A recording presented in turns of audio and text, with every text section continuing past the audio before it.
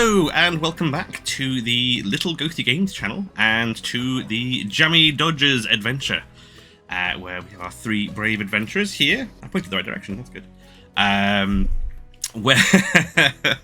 Who are off on an adventure to the depths of outer Scrumberry, because we're still solidly on Earth, or on a Earth-like planet. Last week we met the eponymous Jammy Dodgers and their exploits. That was the reason before. And we... but before we find out how that goes, let's introduce our wonderful players. I'm JStation64, hello. And we have, top to bottom this time, going first, Ghost of Sunny, hello.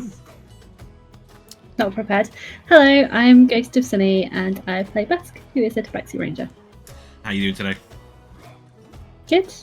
How did Basque deal with last week's exploits? He got very soggy. He's not happy. He's not a happy cat. It's okay though. He'll dry. And below them we have the wonderful Amadan. Hello. Yeah, my name's Amadan and I'm playing a kobold called Jomp. Jomp's having a great time. She jumped many times and won. And victory was stolen out from her clutches at last minute. I feel like Deline would call it a draw, but yeah.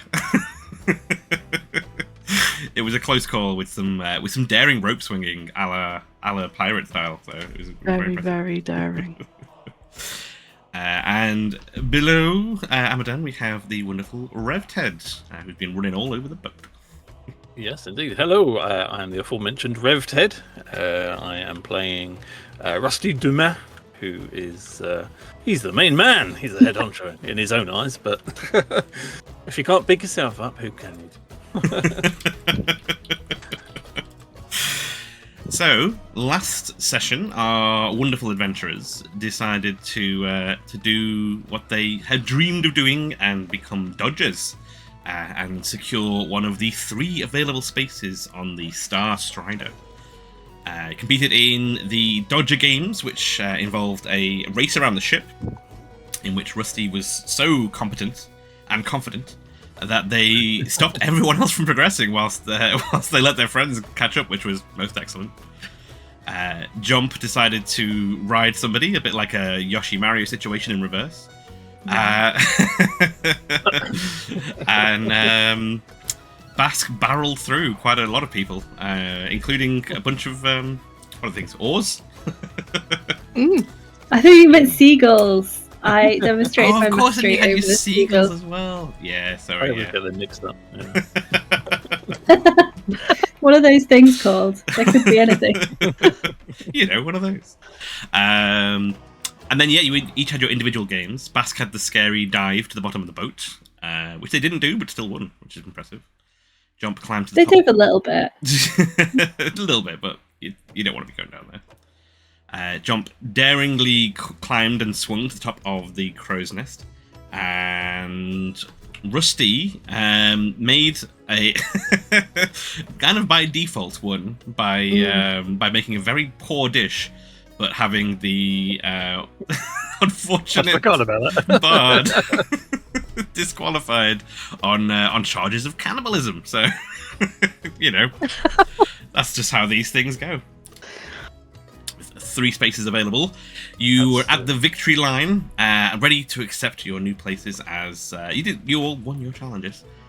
But as the Captain Stellaris decided to was announcing who was going to be joining his prestigious crew, a gentleman in a dark blazer and black hat came up to him and had a quick word. And it was announced loudly and proudly that Daryl, Gris, and Sylvester Onfroy were the new Dodgers for the Star Strider. And that is literally where we're going to be picking up immediately after. How are you guys dealing with the news? Oh, whoa, are you mugging me off? What do you mean they won? This ain't some kind of weird thing where everyone's a winner. We won fairish and squarish. And that's just... Oh, he's just mugging me off now. What's going on? Why are they winning? Are you asking that to anyone individual? Sorry, or are you guys chatting? I don't think Sorry. this I just is shouting. fair. Yeah, no, we're there, aren't we? It's We not were there. fair. This is speciesist. This is heightist. Okay, just because we might have cheated a little bit, but we got a cat wet to win that. I would like to see the criteria that you use to judge, because we came first in all of the trials. Are you approaching So the captain? I think we just turn to anyone that listens. yeah, no, I'm gonna approach the captain. And he is busy, kind of like waving at the crowds and feeling very good about the show that he's put on today. And he's been shaking hands with the 3 winners and giving them a little bit of attention. And as you approach, are you on your own, Basque? Are you guys going collectively? Or? Oh no! I'm right behind the little fairy friend. And he will turn to you like, commiserations! You all put on a good show, of course. A good show. Yes, it was most entertaining. You did very well, and I'm sure your next endeavours you'll be most successful. Does someone else want to talk to this mug before I? Somebody reason with him. I'm finding the nearest barrel which I'm going to stand on, and then I'm going to speak to the crowd of people. So I'm not with you at the moment. Oh, okie dokie. So I'll go to the captain and I'll be like, well, we competed and we won, so you have made a mistake. And his smile drops when you say the word mistake. He's like, "Oh, we don't make mistakes. Maybe you just didn't have the same appreciation as I did from afar of the value of those competing and the influences that come into play when making these kinds of decisions. You see." And these, where have you written them? Written? Oh, no. They're instinct. And he strikes a pose. When you get to be a captain like me, you have to rely a lot on instinct and all that kind of business. We'll have a good look at the captain. Switch over to him, which I have not done. Ooh. Have we not switched over to him? No, we're looking at Jomp. It's very cute. There he is. Just very slow, that's all. The rugged captain. Mm-hmm. Well, if you're relying on sorry, Bess, but if you're relying on your instinct, you must be a really crap sailor. Because you can't see what is quite plainly in front of you. No wonder your ship's got all those scratch marks in it, is it? Whoops. And he will kind of he'll look around and see if anybody else is kind of around when he's saying this, and he'll take a little bit of a step forward towards you, Rusty, and be like, I think it's maybe your instinct you need to perhaps work on a little. Read the room and kind of look at the dock. You know what I mean? Well, I don't mean to be the bearer of bad news here, my lad, but I'm fairly sure there was an equal number of boos and nays to your yay captains, and I think the crowd were on our side. Jomp, stir them up a bit. I'm on my barrel waiting. Have you been queued? I think so. While Rusty and Basque have been reasoning with the captain, I'm having none of that. I know how to deal with a crowd of people. crowd of people, crowd of kobolds, they're all the same. I'm standing up on the barrel because height gives you a certain gravitas. Hey, lads and ladies. You arrived here to see a show, didn't you? You don't call this a show when the rightful winners... We won, we came first, and now it's snatched out of our hands. Wave my little hands about. Captain of a ship, meant to be fair. Captain leads people. Captain deserves respect. Respect demands fairness. Surely this ain't fair. Surely we're not going to stick with this. Surely we can make our own minds up who won. What do you say, lads and lasses? So the crowd was beginning to kind of like, basically, the events are over. They've seen the winners, and they're starting to kind of make their way out when Jomp gets up on this barrel and starts giving the speech. But it gets a lot of attention, so there's suddenly this voice echoing out from one of the winners. And it has one of the most important elements of the Dodger games, and one of the things that brings the crowds, and that is a sense of melodrama. Do you want to roll a persuasion check with advantage? Persuasion.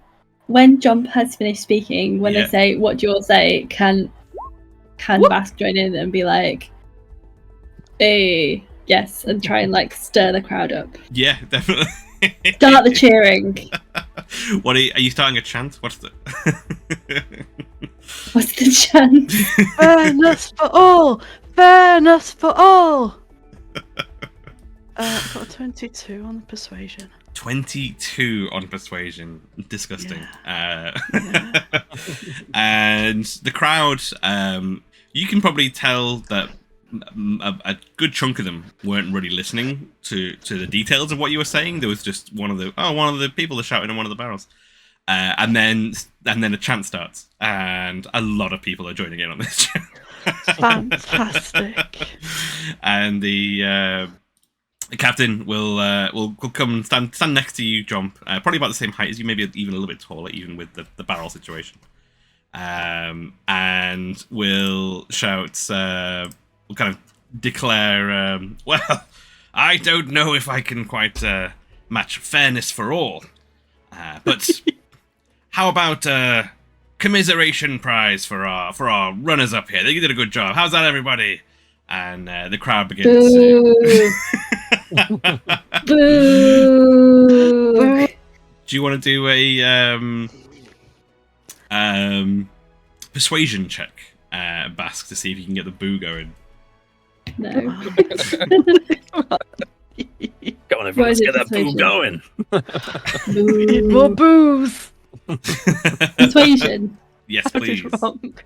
Right, so I've clicked this in the app, so should this roll in the thing? Should do, yeah, if you've chosen your character.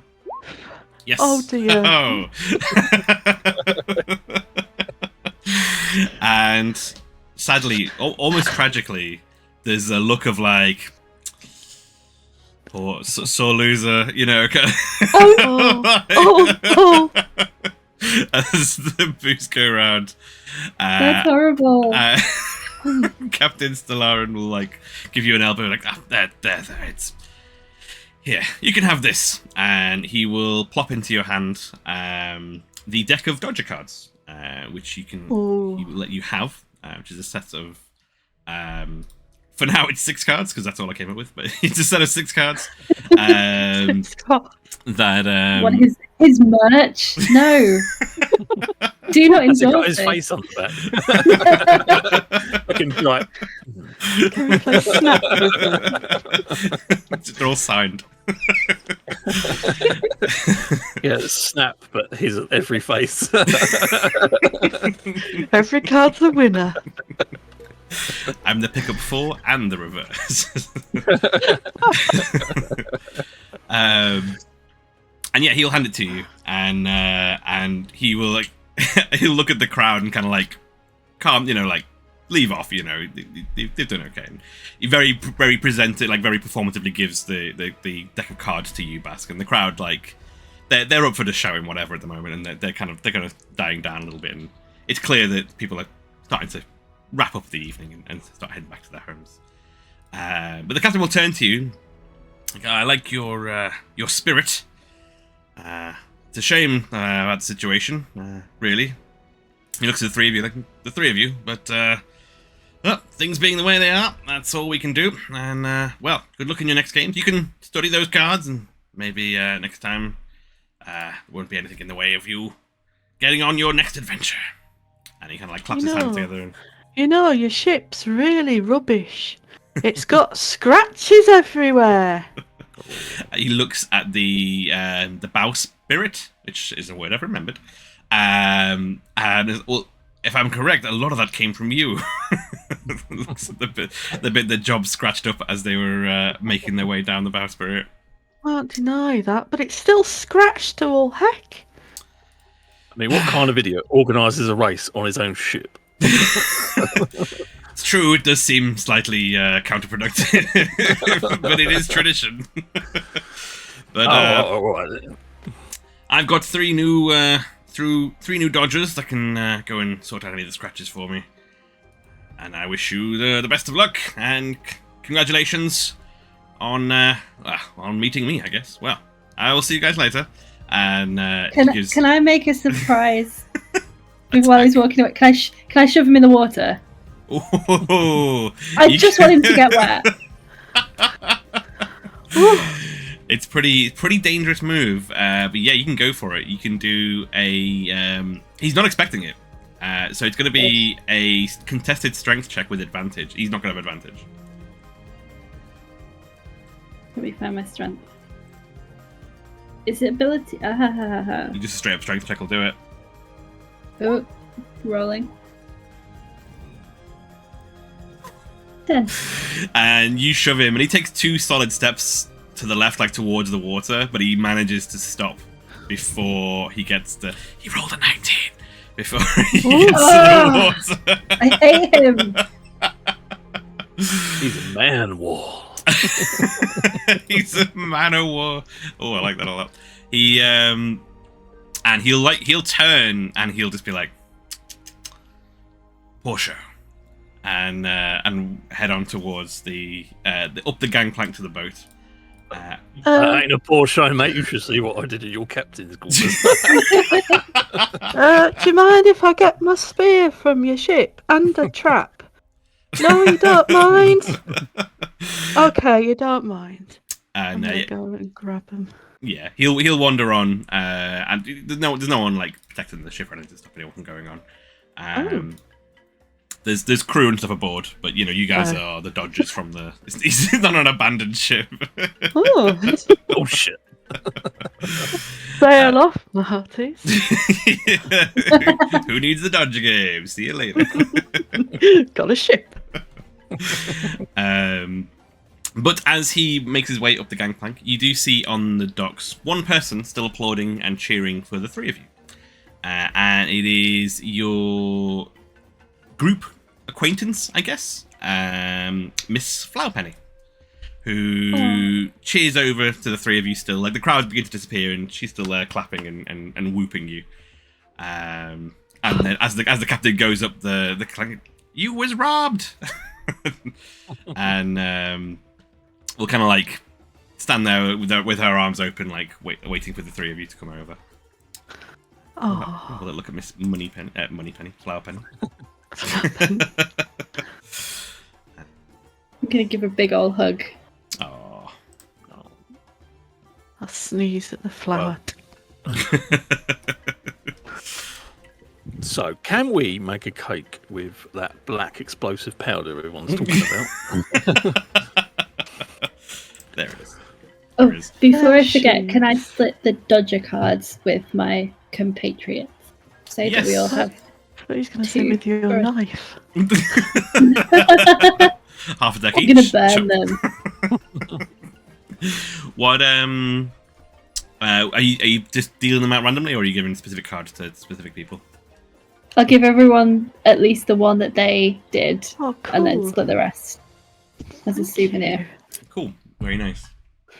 We each got a couple of these Dodger cards, which the good Gotta Captain catch 'em all. Stellaris has recommended. You know, you study, you can swat up on it and get ready for it next time. I don't know how that would work, but That's his sage advice for you. But yes, the local baker, Miss Flowerpenny, has approached, and she is a very kindly lady who has a warm smile and open arms. She smells of bread as you approach. She owns the only bakery on the docks called Miss Flowerpenny's. And you guys have all kind of run into her generally in the past, I believe. Do you guys want to detail your relationship to her, or is you happy with just, you guys kind of know her a bit? Well, I kind of work for her. I do the delivery on docks for all the sailors who need fresh produce, like freshly baked bread with sandwich fillings inside them. And that's what I do, and I do a bit of baking as well. It's where I've learned all my stuff, and it's intriguing. Do you know how bread rises? It rises like magic. And I think Rusty and Basque, you guys have run into. I mainly partake of the food. Yep, it goes down just as well as it rises. That's like a half, like it's a work in progress painted on the side of the building. She's overheard you mention that. It's like, yeah, putting that on the wall. Oh. And yeah, is Basque aware of Miss Flowerpenny? Yeah, so Basque will obviously is a fisherman, so he will some of his catches usually earmarked for Miss Flowerpenny to make her famous fish pasties. Mm. Yes, and they go down a treat on the docks. The town of Scrumberry, unsurprisingly, has got more than a few bakeries. Lots of lovely treats available made with the scrumberries. But there's only one on the docks that managed me to go on, and is Miss Flowerpenny's, that she inherited from her grandmother and her mother before her, and is keeping up the tradition with delicious treats. I've just realised that Rusty was actually captured in that portrait of Miss Flowerpenny just over her left shoulder. Oh, yeah. Hello. Stumbling the west.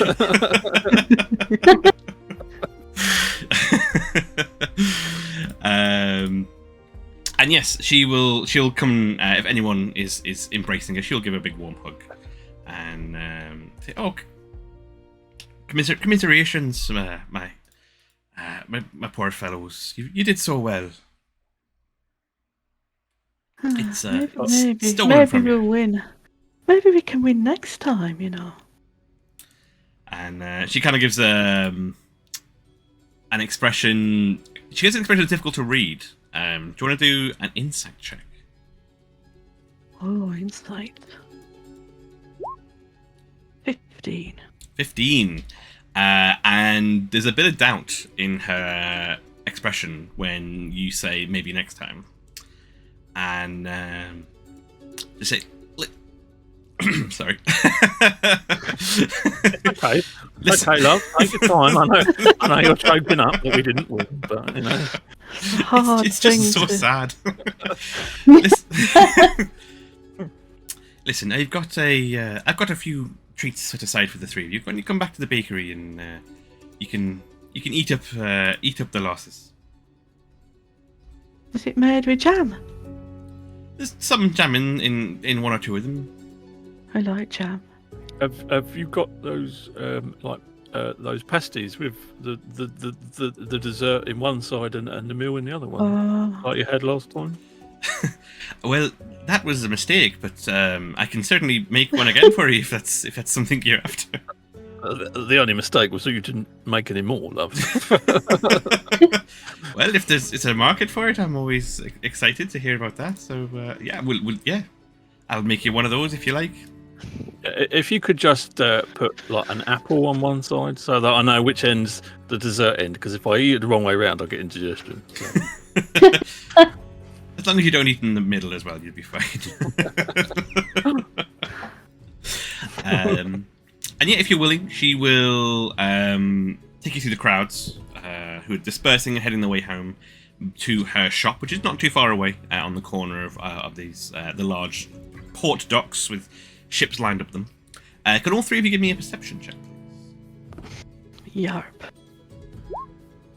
5, no. 13. 13. It's perception.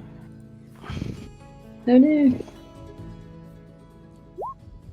What we got? 14. 14.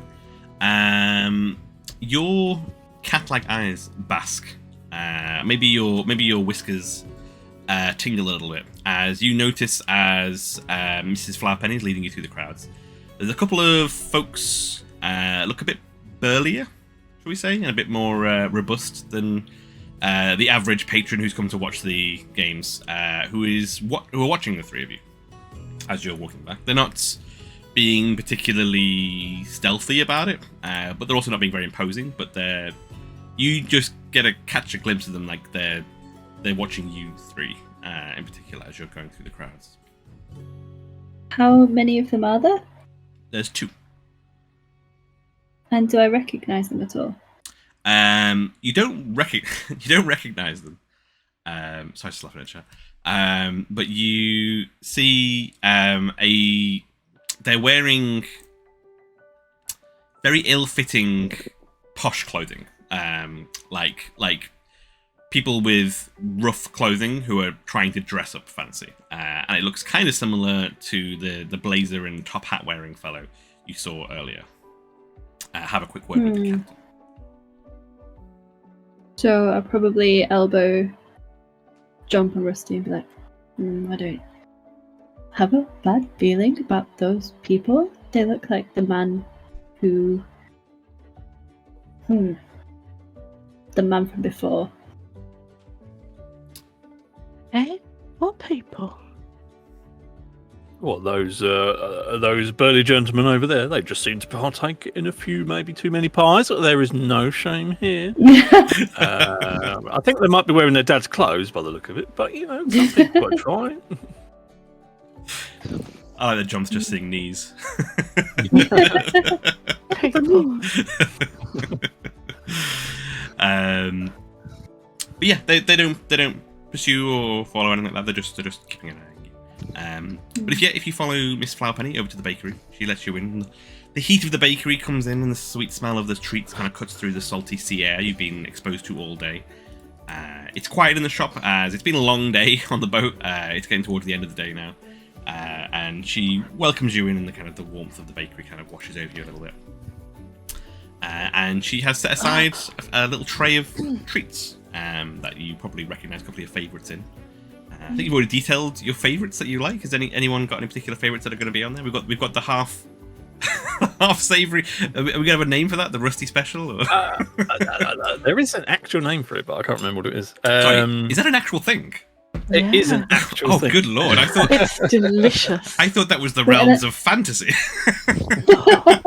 It's an abomination. That's its name. Oh, no. Does that mean you can calzone it and fold it in half and just Oh, that's just weird now. No, that's neither.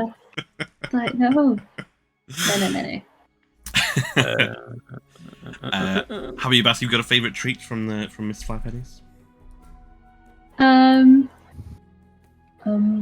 like the Scrumberry tart because they taste like Scrumberry.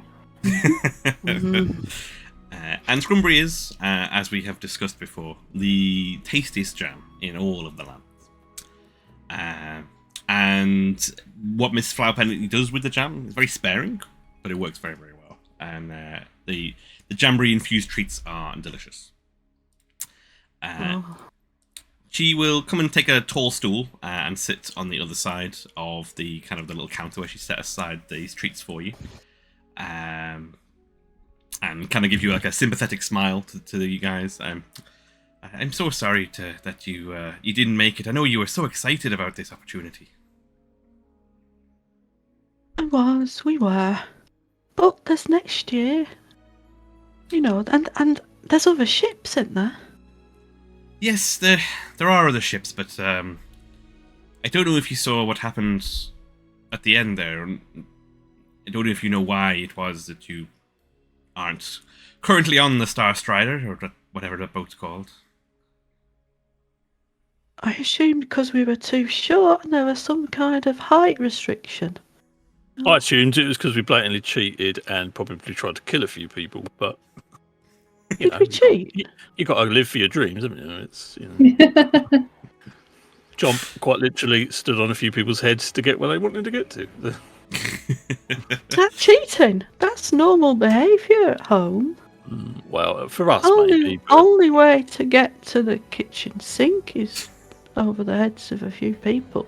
I did feel a bit sad with the bloke with the 2 peg legs, because he did give me a sad face, and I did feel a little bit better. But he came last anyway, so it's his own fault. Like I said, he's never going to get there. He got the sharp trap. Just his wooden legs just both gone. Not again. I'm gonna need another couple of mops.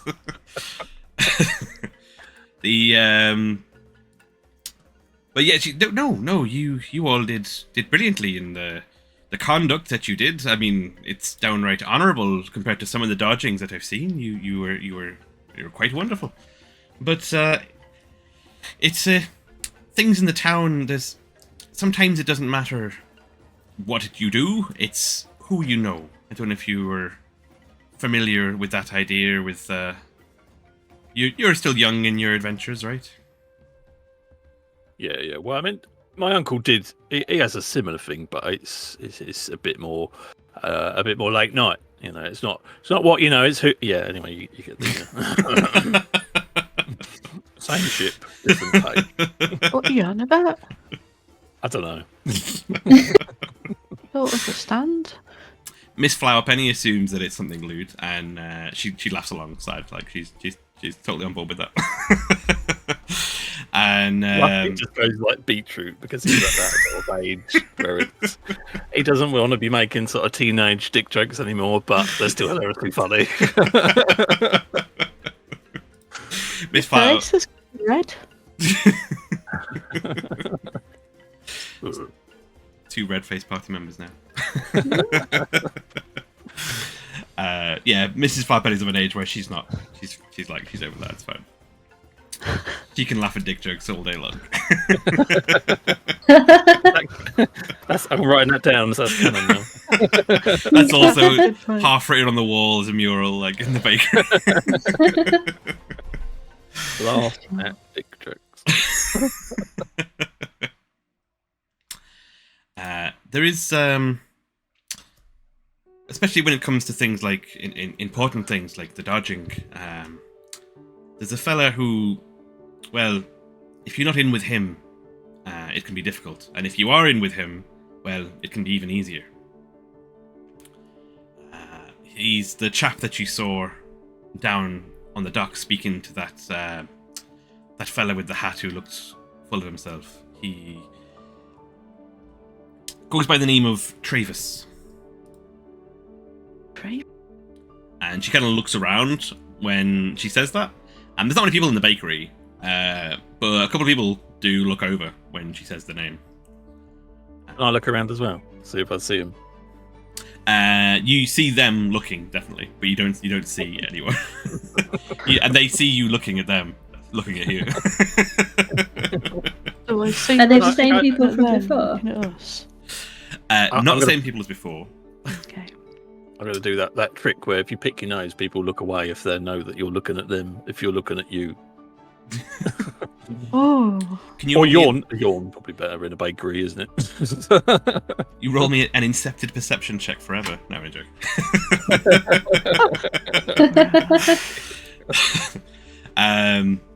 But yeah, they're not looking up to you like they when the name is said, they both, you know, couple of people look up at like separate people. Look up at like they've mentioned the name. And Mrs. Flowerpenny kind of like, she just looks right back at them. And she's like, not someone I deal with, but I mean, it could be something to help you if you want to get on some other boat. So we've got to go, and ask someone else if we can win at the Jammy Dodgers? And she gives you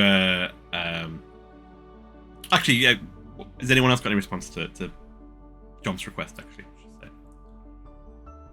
Well, my plan was to bake a giant horse or a barrel, probably, and see if we could smuggle ourselves on board.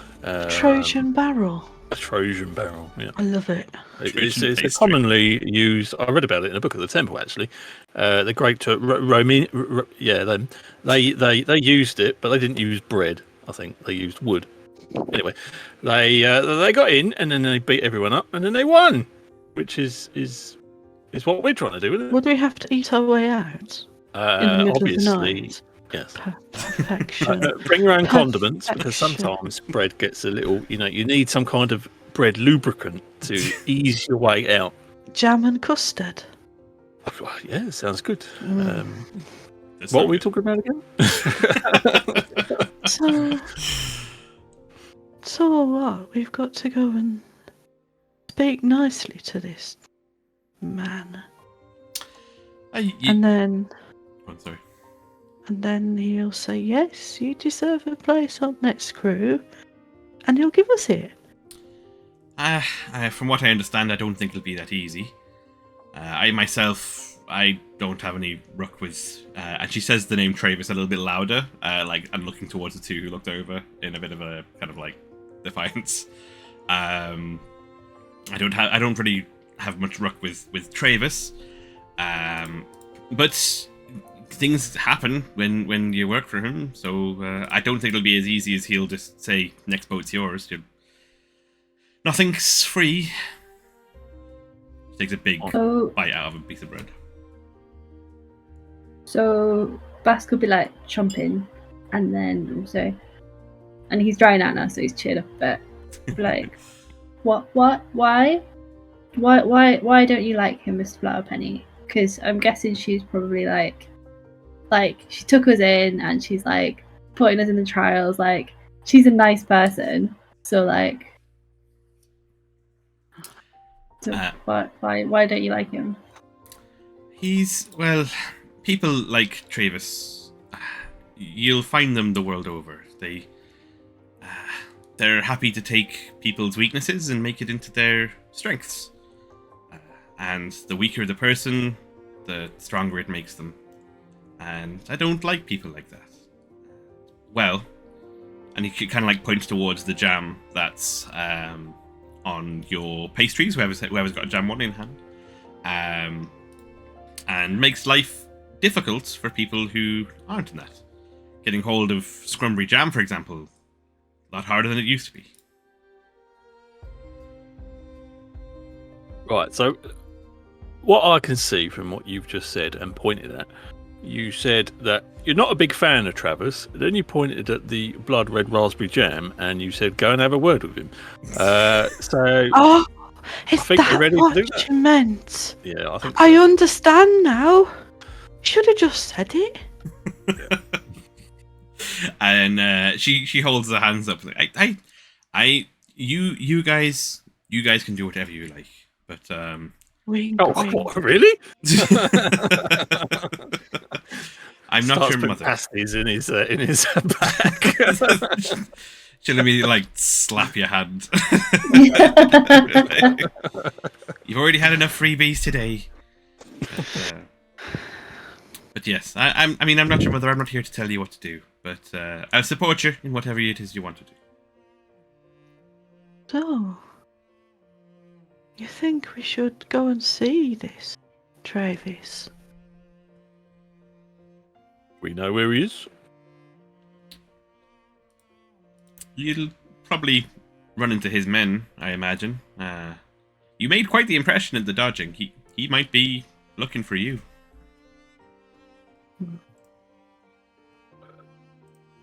Basque Jomp, do we rest on it, or do we follow on from our success? Chase it down now. Let's. I don't know. I'm not really a thinking man myself, but No. what do you reckon? I quite enjoy talking to people. I think everyone can be reasoned with, and if they can't be reasoned with, if they're very, very unreasonable, then I'll take a bite of this delicious jam, and blood red jam will squirt over the sides of my teeth and drip down my chin. I said, well, there's other methods in there. Yeah, we could have breakfast with him. That's a good idea. I like that. Everyone likes these. They are really good. I've got a couple that Mistress Flowerpenny didn't notice. You said that out loud, you know. Oh, She'll just like point to whatever pocket you put them in. Like she's not going to stop you, but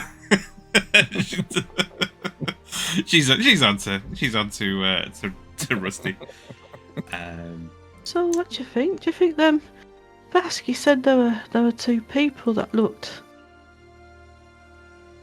Do you think they're part of Travis's gang? Do we call these people a gang? Is it a posse? Is it a posset? Is it Travis's posset? Possum.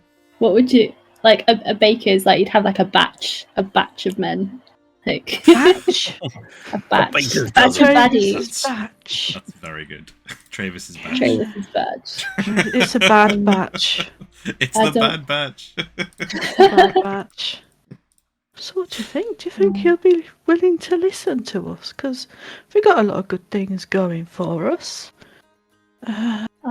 Yeah, I think that we should go now before No. I change my mind and before he comes after us. We have the upper hand. I like having the upper hand. So how do we find him then? And Miss Flowerpenny will do a little like nod to the people in the bakery. Not into. She keeps doing it. I think she might have a tick. Too much jam makes me a bit. Oh, The jam jitters. Don't give Jomp any Smarties.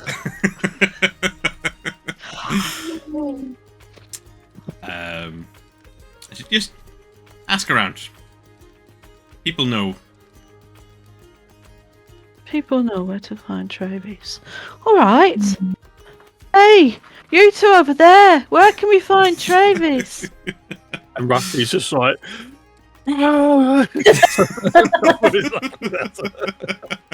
outside, of course.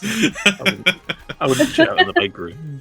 And whereas anybody with any ounce of kind of maybe decorum or sense would be like, oh no, Miss Flappenny's just laughing her head off both of your immediate actions. And just takes a huge bite out of a big like, what's like a, it's not a loaf, is it? That's like about this big. A batch. I don't know. I'm looking at the ones. A lot of things are about this Roll. big. Yeah. Like, Bread I'm cake, carb panini. roll. I'm looking at the ones in the picture. Like they're not loaves. They're like somethings. I don't know what they are. They They're look like massive cheese cobs. tops things. Isn't they? Yes, Cobs, cob. yeah. That's the word I was looking for. Yeah, cob. Miss Moneypenny and a massive cobs. Flour penny. She grabs a big cob in both hands and takes a bite out of it. Oh, they do look like good cobs. I'm sure Miss Moneypenny must be on some good stuff somewhere because she seems too much of an even keel. Nothing has started her rocking and rolling. No. She is. I'm on a nautical theme. She's got that look about her that she's so powerful that she could literally kill you with her left thumb. But she's not that kind of person. imagine if she was Travis and she was like the alternative identity of Travis. She's actually going to be the big baddie. Oh, there you go. Would I do that? Felt the disturbance. The as you bellow outside, Rusty, what are you shouting outside? The Travis. Just shouting Travis, yeah. No, I'm gonna call him Travis in a really common way. As you go outside, it's gotten a bit darker now. The sun has hit the water, and it's kind of casting long shadows. Not even out, and you see like a couple of windows twitch open to have a look at the to see what the noise is, and they kind of grumble and shut the curtains again.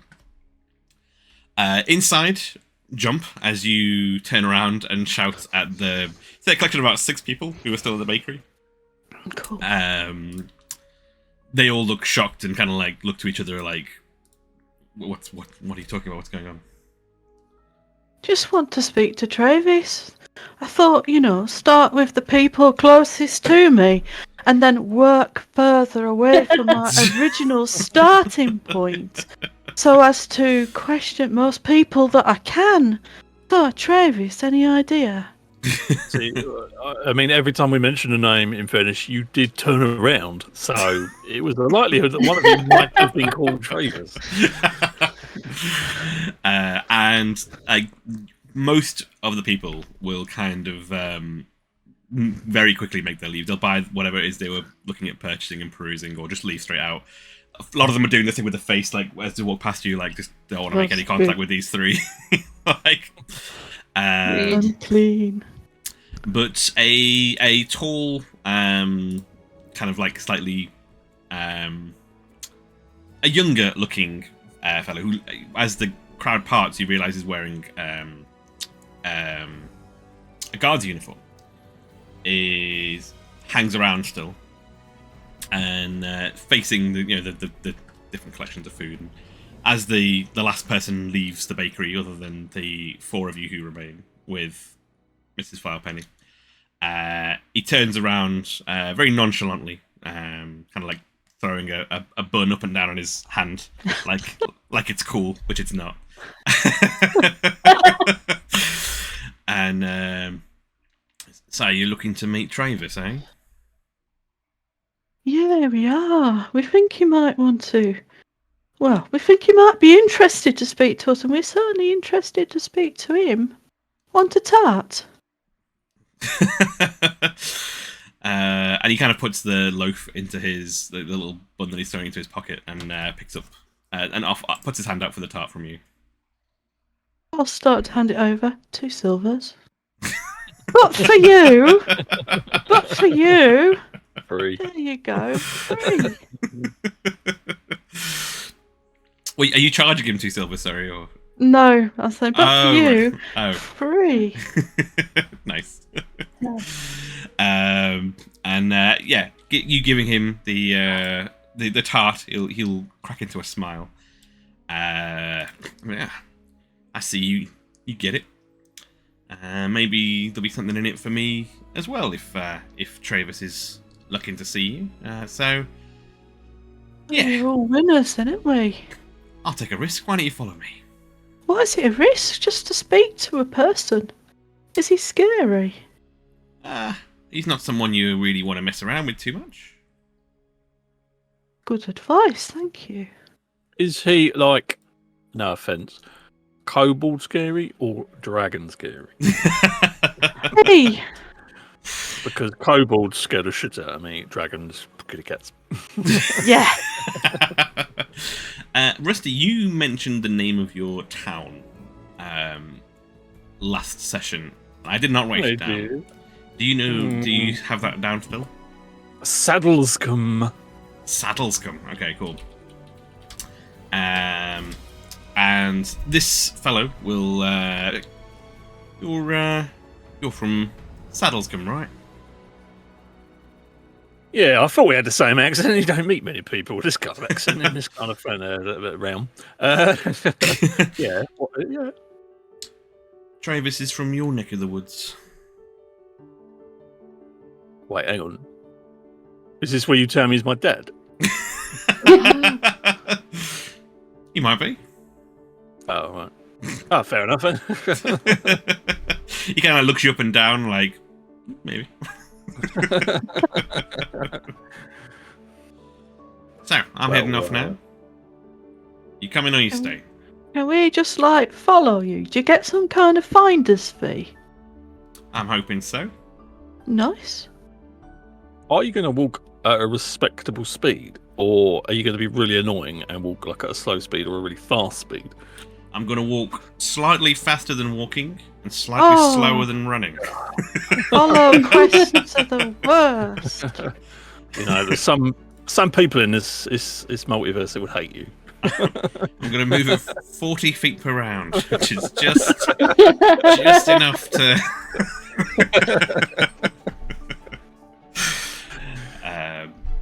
Yeah, and he will leave Miss Flowerpennies. Are you following along? I'm following. Scurrying along. Can I ask yeah. an out of character question? In the world of Scrumby, like, who's in charge? Like, is there a mayor? Is there a king? Like, what is this person the guard of? Like, what should his job jam. be? You guys have been in town for a while, so you know that the town does have guards. Despite how busy it is, it's not a very dangerous place. Despite how many strangers are coming into town all the time, it's usually pretty chill. The guard don't have an awful lot of work about them. But there's guards throughout. This person's such a drama queen. But there is a mayor of the town. Their name, which you guys will probably know, is Mayor Laskin. Mayor Laskin. And she runs the town.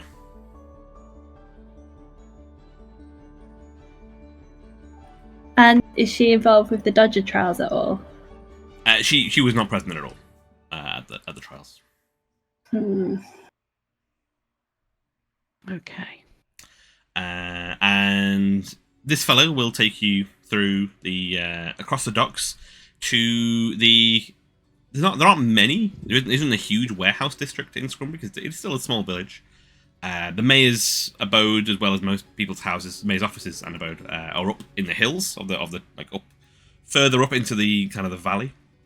The warehouses are located usefully and conveniently down dock level with everything else, and take you through a few different winding, kind of narrow corridors. Every now and then you'll see a figure, like just standing, maybe silhouetted now as it's gotten dark in the mist of the cold of the night as it settles in. Just silhouettes of people watching as you go past, and eventually leads you to a warehouse. And he kind of steps to the side of the door and opens it up. After you, folk. Alright. Hey, what's your name? Just in case all goes to pot and we need to, I don't know, pay our respects to some of your next of kin. What's your name? I don't see that happening. But the name's Sure. the name's Hatchins. Chins. That's a nice name. I hatched. And he kind of looks. Is he your father? Kind of work out whether or not he's insulted by that. He's kind of. Okay, we'll certainly let people know that you perish doing what you enjoyed, just in case something bad happens, which is not going to happen, but you never It's know. always good to have an epitaph. It is, isn't it? You're always good to be remembered. My people, everything is done by word and memory, so we'll remember you, Hatchins. We will. Oh, if I don't remember this. Come on, in you come. Enter after him. Cool. If he's going first. He'll step in, hold the door open, and you will see immediately to your right as you step in 2 very burly gentlemen. Probably rusty-sized, maybe a little bit bigger. What are you saying? As large burly humans. Were they the guys from before? They are of a similar build. You can't tell if it's the same people or not because they were a bit further away, but they are wearing similar attire in terms of like scruffy dressed up. If that makes sense. I've just got this mental image of Travis like doing a casting call for like beefy human men and just like getting all of them into his entourage. Is 100% what happened. It's like RuPaul's Drag Race, but the opposite. Are you a beefy boy? Can you supply your own clothes? Jobs are good. How are you going to beef up yourself if you can't beef up yourself? Beef up someone else. Something like that. That wasn't very good. I spit my water out. And yet you'll be led through these corridors. The smell that hits you the instant you walk through is the smell of Scrumberry jam.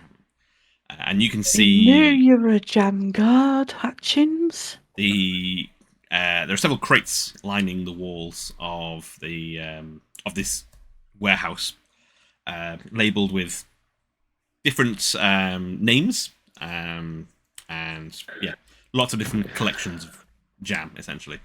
Some other things are on there. You see some pots of ink and some jars of honey, all similarly labelled. And every now and then, maybe as you're going along, you'll see somebody kind of heft one of the crates off and make their way out. And eventually led to a clearing in the warehouse, an open space where people are still working around. Mm-hmm. And a very large gentleman kind of stands waiting in front of you. Bigger than Rusty, bigger than Basque, kind of domineering over this, like, in this central space. Maybe he's got one of I don't know. And he will kind of look down at the three of you as you approach in this, like, clearing. Hey, yeah. You Travis. And he looks down at you and just goes, ugh, and takes a big sidestep to the left as a maybe about 1.5 foot taller than Jomp human comes forward. Maybe small for a human, basically. Wearing a blazer and a hat that you will recognise from earlier on, is a figure who steps forward,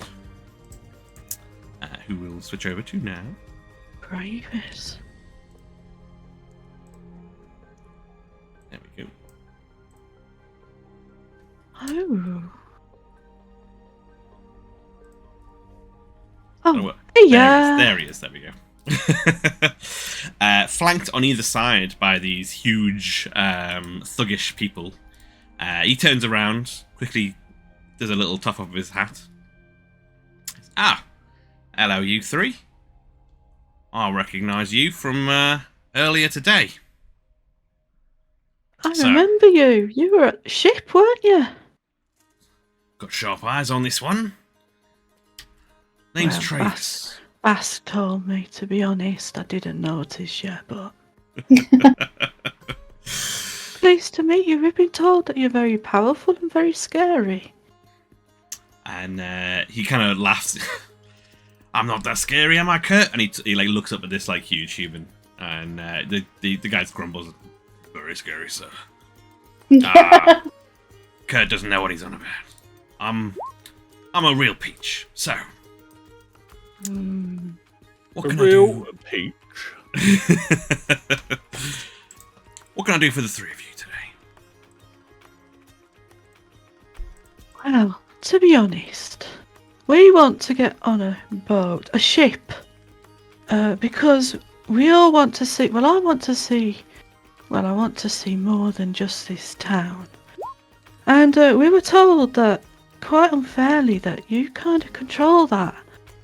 Because we should have won today on big boats, but we didn't.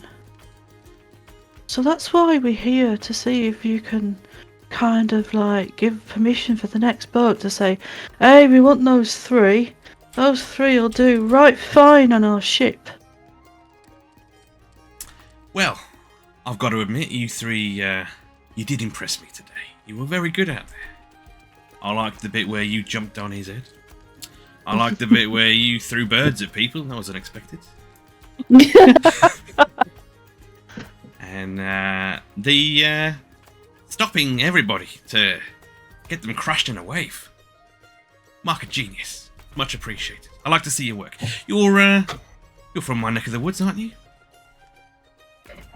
No, I've never been in this warehouse. No. Oh, yeah, you've got the local humour, that's for sure. So, you three won on a boat and you want to be dodgers for real? Yeah, real dodgers. Seeing the worlds. lucky thing, I'm a man who can help you with that. And he gives you a very broad smile. If you're interested in a little business arrangement. I'm doing this, by the way. I realized it's off camera. Quite just doing this to myself. Quite enjoying it. Business arrangement. I'm up for a business arrangement. Is it going to be fair though? And he kind of gives you a bit of a sideways look. Everything's fair from a certain perspective. Now, All right then. the thing is, for this, my operation is always expanding. We've got access to all kinds of bits and bobs that we need. And, we're helping the town grow. And helping people who are interested let their pockets grow. And he kind of he holds his arms out to kind of show you to kind of indicate the huge warehouse space that he's in. And all the people who are kind of working for him, essentially. And as my collection grows, the rest of your the rest of these people's pockets grow, and the rest of everybody's pockets grow. I'm helping the whole of Scrumberry on my poor shoulders. And what I need is Quite a burden, isn't it? It is. You understand, my little friend. So, what do we do when everybody's pulling their weight? Everybody's trying to help the town get bigger, get better. Get everybody a bit more, a bit more Scrumberry. And what do we do with the person who's not helping with that? What are they doing? They're holding everyone back. Burn them. It's a choice. I just thought as there's lots of water around, it'd be easy to drown.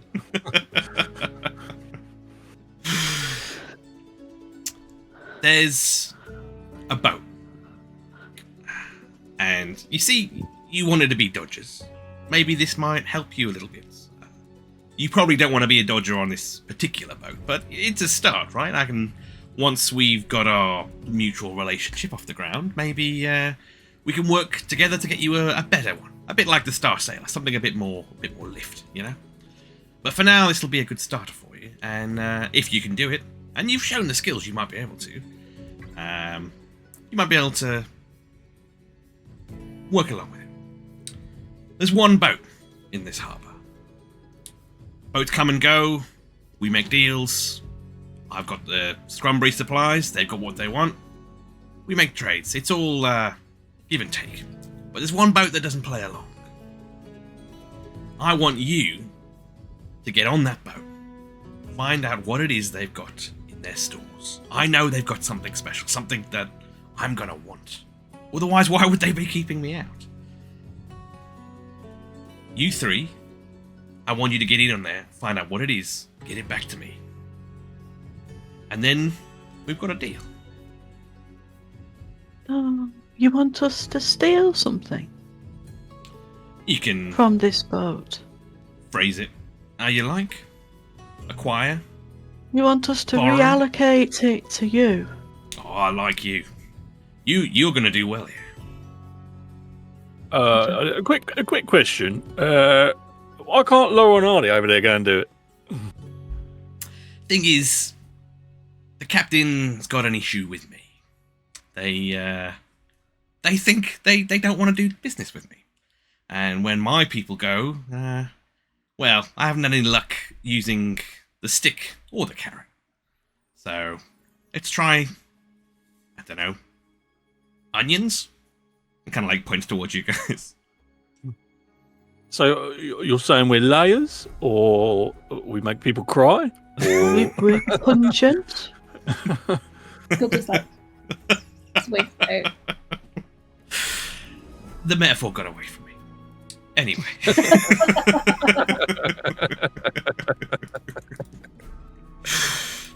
I don't know. I mean, what do we feel about stealing? What boat is it? Some little schooner off one of the quieter docks called the Moon Dancer. It's a nice name. Yeah, I like Yeah. that. So What's let me get what's this the right. captain called? You want something off the boat or the whole boat? If you can get me the whole boat, I will have some prizes for you. Okay. Do you want the crew? If they're compliant, I'm more than happy. Okay. Captain Sartell is her name. Sartell.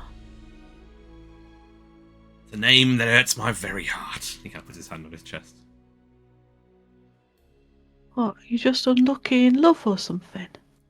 I love, and he kind of like puts his arms out wide, like, I love Scrumby. Look at everything that Scrumby has brought. For me, and a very long pause, and for everyone else here. Right.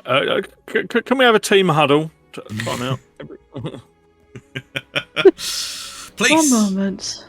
Help yourself. Can I? Kurt, So Kurt I'm- leave them, come back, come on. You don't have to listen in. No, Kurt. You want to come in as team huddle? We're all a big family. We'll just kill you if you tell anyone anything.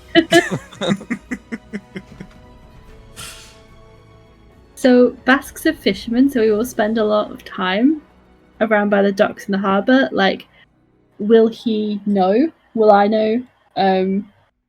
Captain Sartell and the Moon Dancer. I would say that unless not something you've maybe does Basque like particularly look for boats, or is it something that like you do as a you know it because you've been there so many times kind of thing? I mean, he's sat there all day with nothing else to do. That's true. It's not a regular, and it's certainly not in the main docks.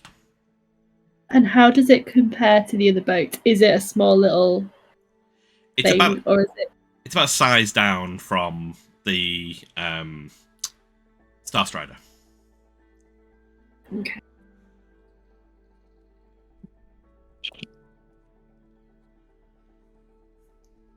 You'll have only seen it, like maybe bits of it in the distance. It is, as someone, and you mean you're all familiar with the docks. It is not parked somewhere. It's parked somewhere, docked somewhere where you can tell that they appreciate their privacy. Are we in our huddle, or are we still? You can still be huddling if you Yeah. That's huddling, good. cuddling. What shall we do? I don't know. I'm going to need a wee in a minute, but got nothing better to do, have we? I mean, this could be our only chance. I know, don't but, want to stay here too long. how much do we want? Do we want this? Basque, you quite clearly are economically unemployed. I make a good living from my fish, but I do need to leave.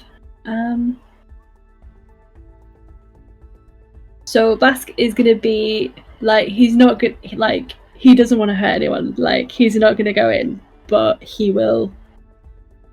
Like, he's not at all like in on this guy who's like basically Alan Sugars and Badgers from Fireflies, like weird cocky love child. Whoop. So I see what you did there. But he will go to have a look at them and speak to like there's no harm in speaking to them, and then if actually they're not doing anything wrong, then they might actually need help from this very dodgy character. I agree. Well, I I mean, don't Travis think is a there's any peach. harm. It's a mouldy peach. With a wormy heart. I think we can go and talk to him. Captain Sartell. What's the harm, eh? well, it's we can do what he wants until it doesn't really fit in with what we want to do, and then we can just mug him off and do our own thing. I I'm happy to do what he wants until it's convenient or inconvenient for us. I agree. Yeah. Kurt, what do you think? I haven't had any luck getting on the boat. It's just massive guy just behind you. Oh. They don't like me there. I've got something for you. It's called a Tim Martin's pasty. It will change your life. And are you actually giving him one of the pasties? Yeah. He will look at you like you have just like done magic or something. He's like, he doesn't get given things very often. You have to eat from the middle first. It's the rule. Well, give it a try. And he kind of like walks off into the warehouse, like examining this pastry. And Russ is like, make sure you're seated before you try it. Can I say, before we get back into the scene, how much I'm loving this enterprising party of being like, we're going to follow along until it's no longer aligned with us. Like that's very good.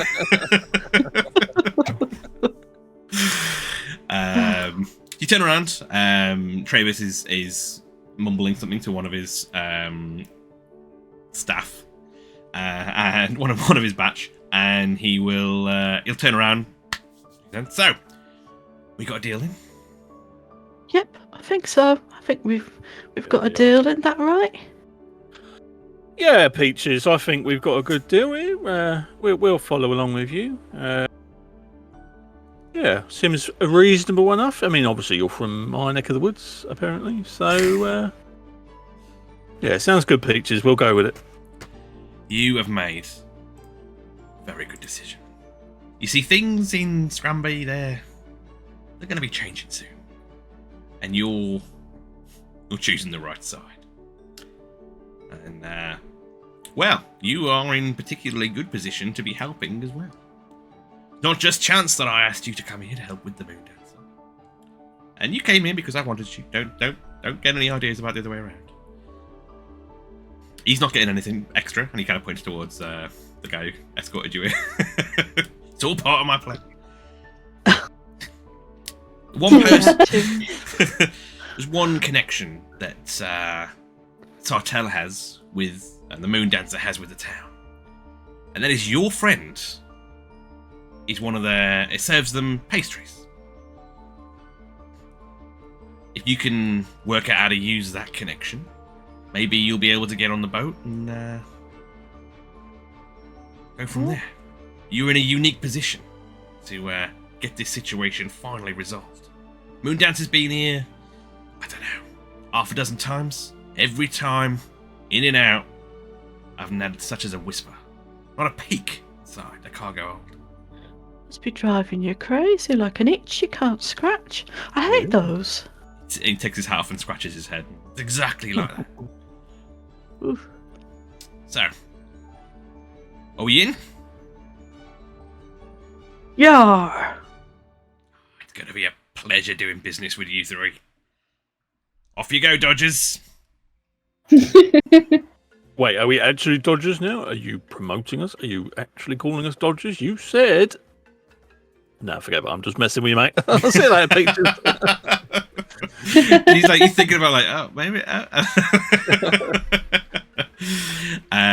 And with that deal securely negotiated, we're going to take a little break. So come and join us back. Can I quickly roll a perception check to see if I can hear if Kurt enjoyed his pasty?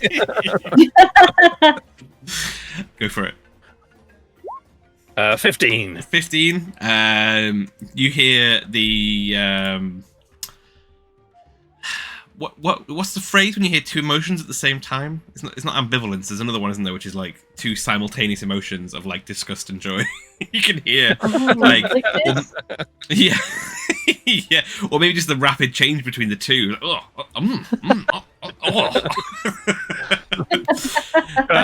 He's having a mouth guess. It's done. It's not stopping. Like they've not decided to stop it with the bad bits. They're all in. So yeah, you've got a convert. But yes, thank you so much for joining us for the first half, everybody. And we'll be back in about 5-10 minutes. Take it easy, go do bio things, and we'll catch you soon. Cheers, guys. Bye-bye. Later.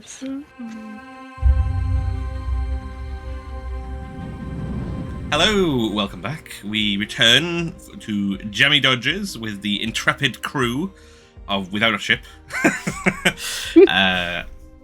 We have just finished making a deal with a very trustworthy chap.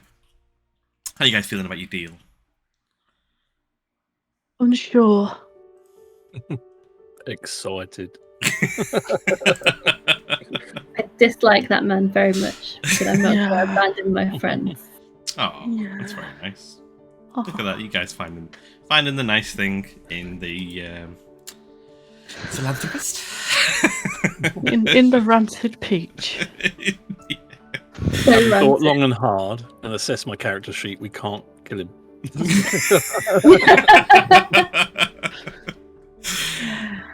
I very much appreciated Rusty's tendency to find alternative names for characters so far.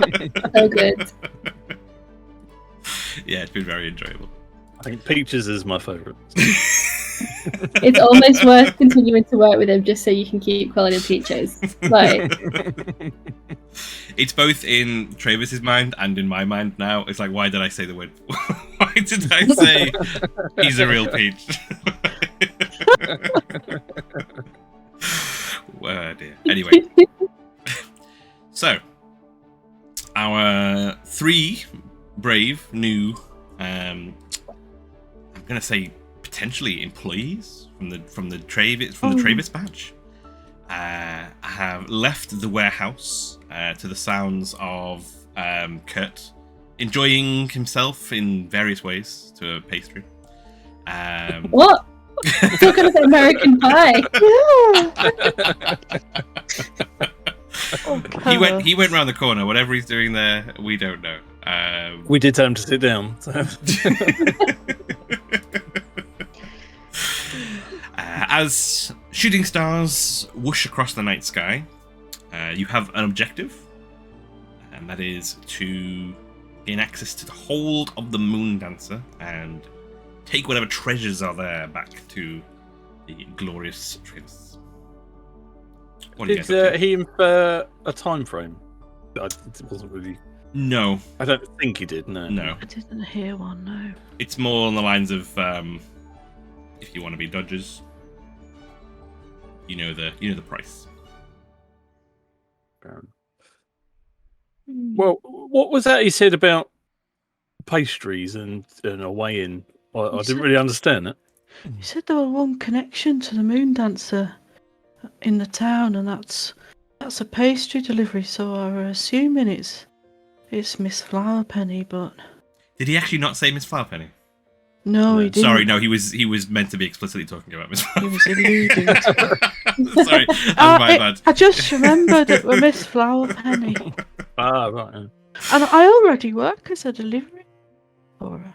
So it's That's not quite a handy. great stretch, really. But I got a bike. My bike's not going to get to a ship, so I don't know how we're going to work that one out. And can we ask Mrs. Flowerpenny what she normally delivers to that ship, or what she gets from the Aye. ship? Aye, maybe we all deliver next batch. Oh, we're part of the batch. The next delivery, aye. Won't someone get a bit suspicious if 3 people turn up on a one-seater bike delivering pastries? If we all wear aprons like this, be fine. Oh, right. Oh. It's like the Fantasy World High-Vis jacket, is it? Guys, If you got a penny, you can get it anywhere. a penny will travel. Well, I did have a thought, being of the barnacle bashing trade. You know, maybe I could separate from the group like a barnacle separating from a hull and offer my services to said Captain Sartell. And then maybe I could just give the boat a once over. and then go back to the bun. Did you say bun? Yeah, bun. Sorry, it's dinner time. Sometimes I think of the wrong end. It will be evening now. Yeah, the stars are out. Shooting stars wishing by. The town is quiet. It's up to you guys whether you want to proceed in the evening or not. Well, we ain't going to be able to deliver in the evening, are we? No, we could take a boat and have a row around ship, but I don't know what that's going to achieve. To be honest. Basque, you fancy? You seem to quite enjoy going underneath that boat the other week. You got so excited, you literally doubled in size. That were only this morning. Oh yeah. Go straight back. Feels like a long time ago. No. No. Sometimes I just stop, and then it feels like a week's gone past. This is great.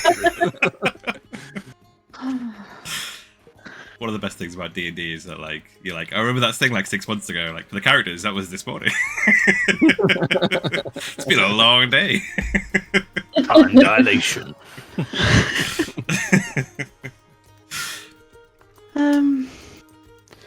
So, what do you reckon? I mean, it's night time. Be weird to have delivery at night time, but I suppose it's possible. Have a look at the moon. Is it very, very late? The moon is up, and it is a sickle moon. You will know from your trade though, Jomp, that it is unusual. I mean, the bakery, anything you're delivering will be cold. Yeah, it's kind of emergency midnight snacks, which normally there's only a few regulars that do that kind of thing.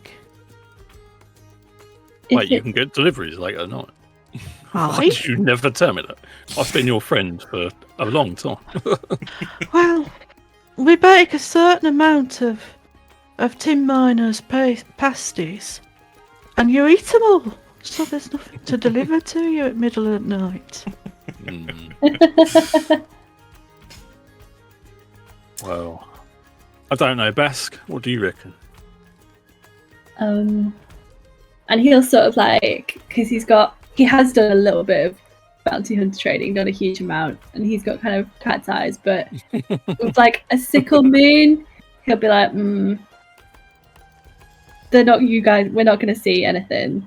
And also, like, he went swimming, he's not happy, like, he just wants to go and have a little cat bath and have a little nap and have some pastries and maybe go and see Mrs. Flowerpenny and find out, and then we'll go deliver fresh baked goods tomorrow with a gift. With a gift? Of pastries. A gesture of goodwill. Dare I suggest we split the party? Is that a... Depends on what you want to do. I was just thinking Rusty could go and take his barnacle breaking equipment boat and maybe just moor somewhere nearby and maybe kip in the boat and keep an eye on things. Sounds like a plan. Good. Basque and Jomp, are you going back to Moneypenny's? What are you guys up to? From my work at Miss Flowerpenny's, does she have a regular delivery to boats harboured in the docks? They do. You've never delivered to a boat called the Moon Dancer before, though. What do you reckon, Bass? Want to come with me tomorrow if there's a delivery going? Even if there isn't, we can always take one and say, "Oh, this must be a mistaken order." I do that all the time. I get it wrong. Yeah. Do you know how to row a boat? I've never been in one myself. Oh yeah. Okay. Bass probably got his own boat that he can row if he needs to. The Moon Dancer is moored at a pier. It's just at a very out of the way pier. Out of the way one. Yeah. Okay. If you were coming to do trade, like, it's the worst place you could possibly park. Oh, Keep looking saying forward park. to going on a boat. All right. Where'd I park my boat? So it might be early at morning once everything's fresh. That's when I do bulk at deliveries. Cool. Or we could suggest that it's part of Miss Flowerpenny's a competition to celebrate the Dodgers winning their place on the Star boat. Lost track of where you were going with that sentence. I've got a thing with names, you see. I don't know whether you noticed.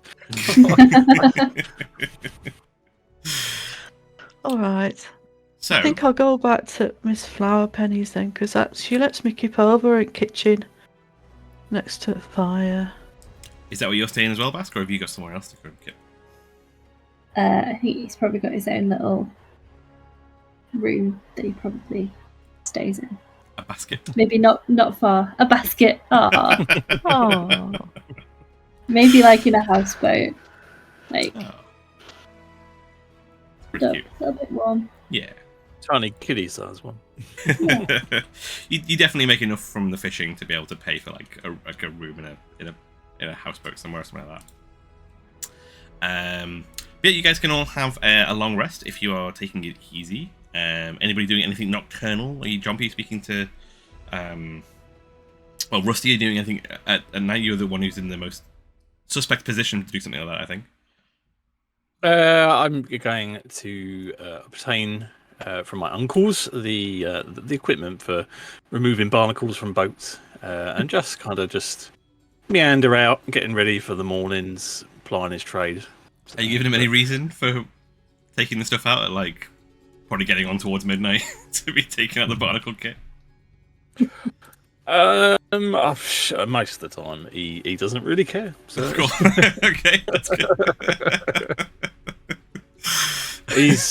He pays on a pub, yeah, one of them. He pays on a per barnacle rate. Barnacle race. So, Barnacle base. yeah. That is hard to say. A barnacle basis. Yeah, so as long as he gets the barnacles to weigh in, he's happy. Cool. It's yeah, I like the idea that like in some situations that would have to be like, you know, sneaking in or telling some elaborate ruse. Rusty just walks in and grabs the stuff and see you later. The uncle's like, barnacles? You got to get the barnacles. Yeah.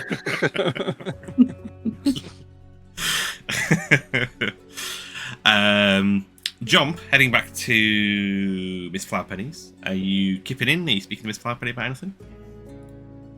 it depends if she's still up, because I think she's probably got to get up early to start. She'll let you in, but she's looking at you with tired face. Thank you. I'll speak to you tomorrow morning. I'll give you a hand if you want. Yeah, that'll be brilliant. Of course. I'm going to get some shut eye. You rest up. You've had a long day. I'll go to sleep. Basque, is it anything happen at home, or is it just a nice chill out on Basque's little boat basket? He's probably going to be still picking bits of barnacle out of his fur from his misadventures and cursing, preening, cursing Captain Stellana.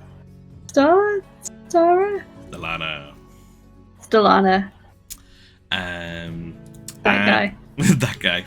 So you guys can take a long rest. You can get any hit points back that you have lost. You can get any abilities back that you have expended. And you've all got a bunch of new abilities and powers and stuff now as well.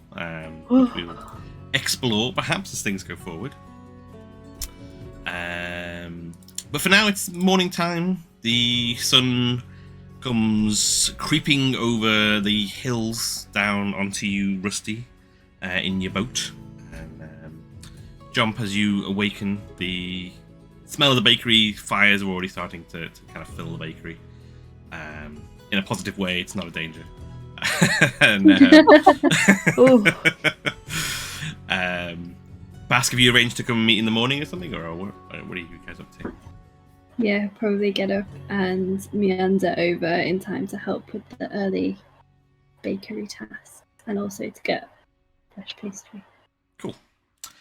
So while Basque and Jomp get ready with Miss Flowerpenny, Rusty, did you say you wanted to do some sort of recce of some kind, was it? What was the plan? Yeah. Well, the plan was to watch the boat, Cool. see if anything happened. I'm assuming nothing happened overnight. Do you want to do you spent the evening doing it. You can do a perception check with advantage if you like. Look in the morning and look in the evening. Good in the morning. 21. 21. Watching the boat, there is... You've been in the harbour a lot. You know that even at night time, there's quite a bit of crew on these boats. You know, there'll be night watches and people going about this. Almost zero activity aboard this boat.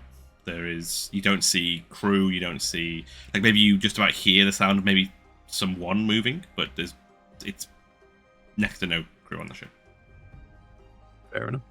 I think I'll paddle up alongside with a hearty song in my thing and start picking away at the barnacles.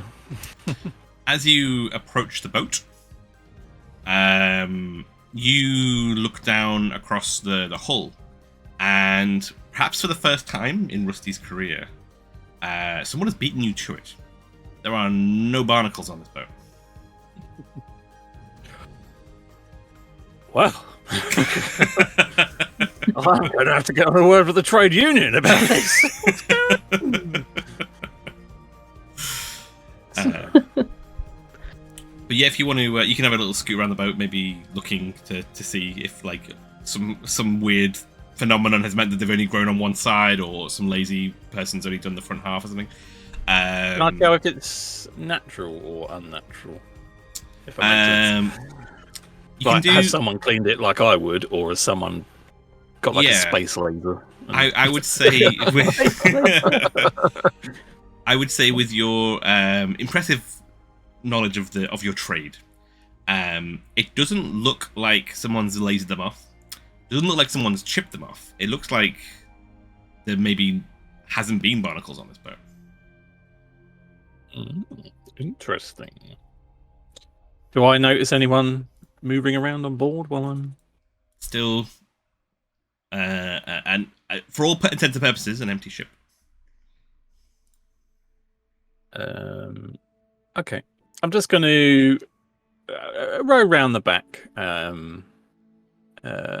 maybe more up, and just wait. Cool. One eye on the seagull, make sure they don't attack. just loading seagulls into a bandol out like a chest bandol, one seagull after it.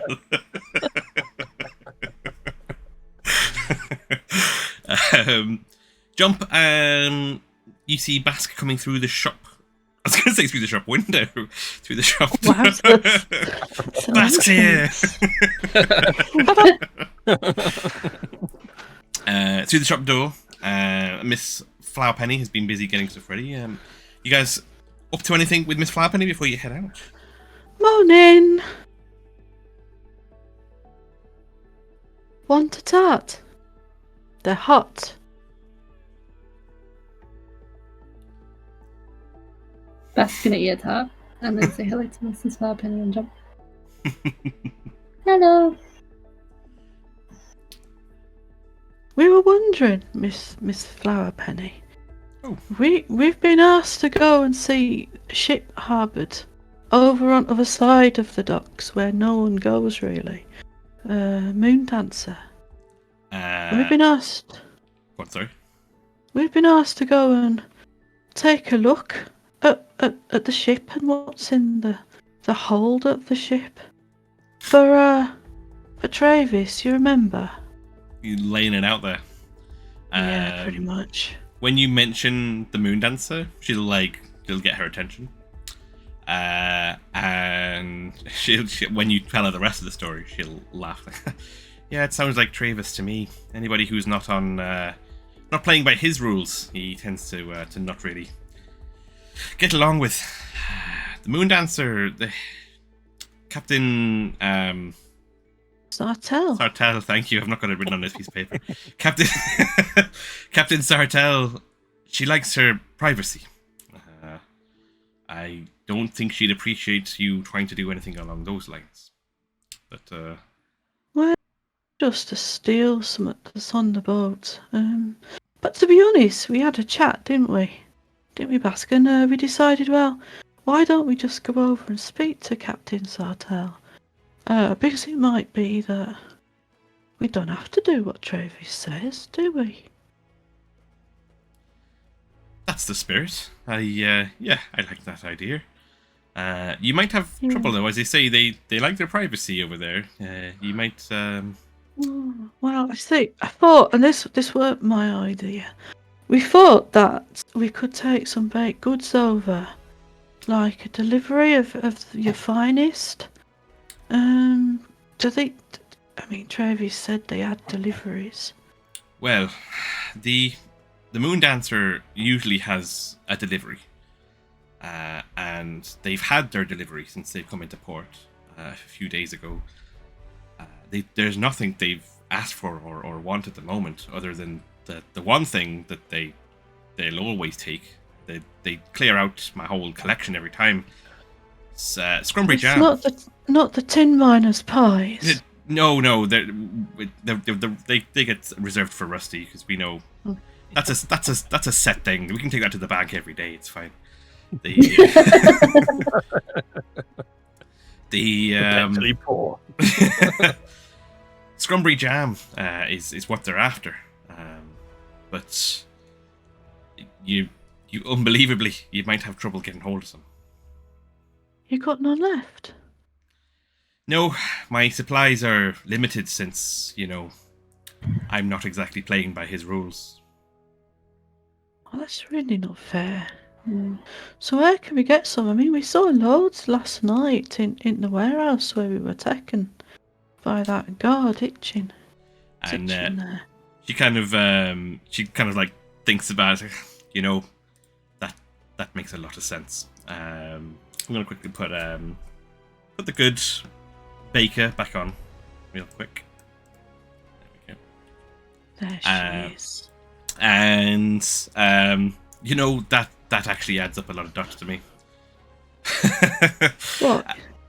It's like throttling supply of jam. It's the last few months.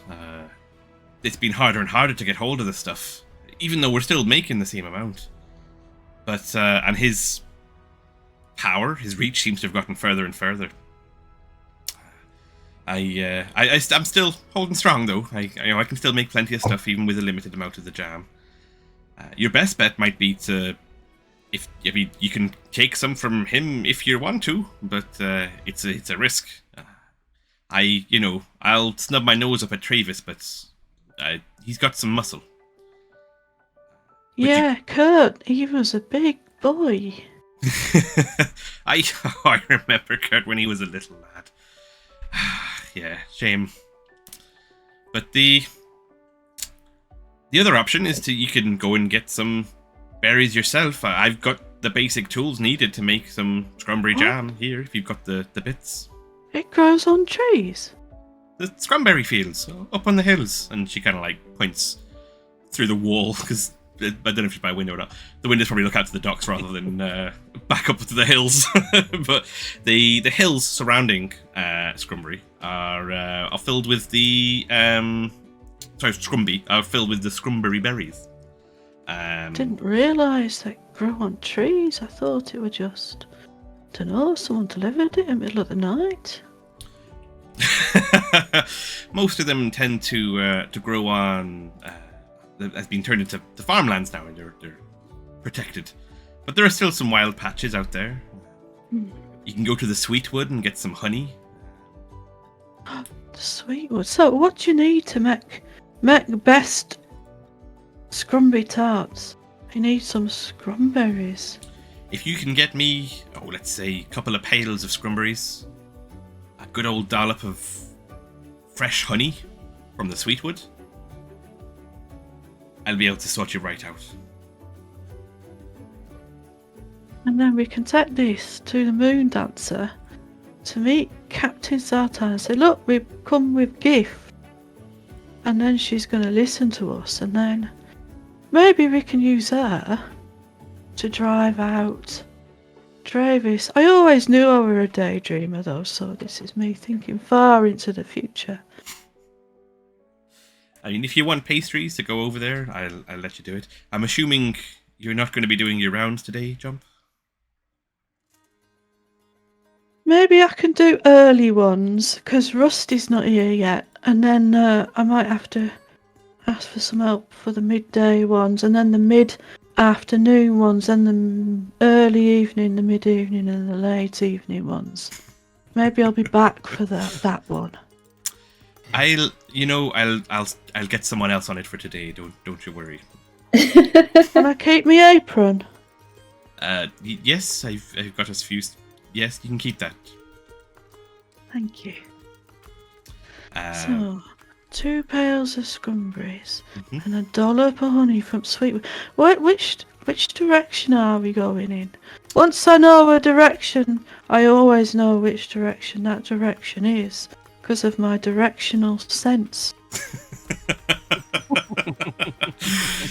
If you were to head out of town, all the lands from there, Scrumberry fields. Some of them are farmed, some of them, well, they're all farmed now, I think. So you have to be making a deal with the farmer, maybe, or I don't know. Or we can. I don't know how many people are on Travis's books anymore. Is there something like Scrumberry scrumping? there used to be. You can certainly go and find out. I used to go maggot scrumping when I was a little one. That's great.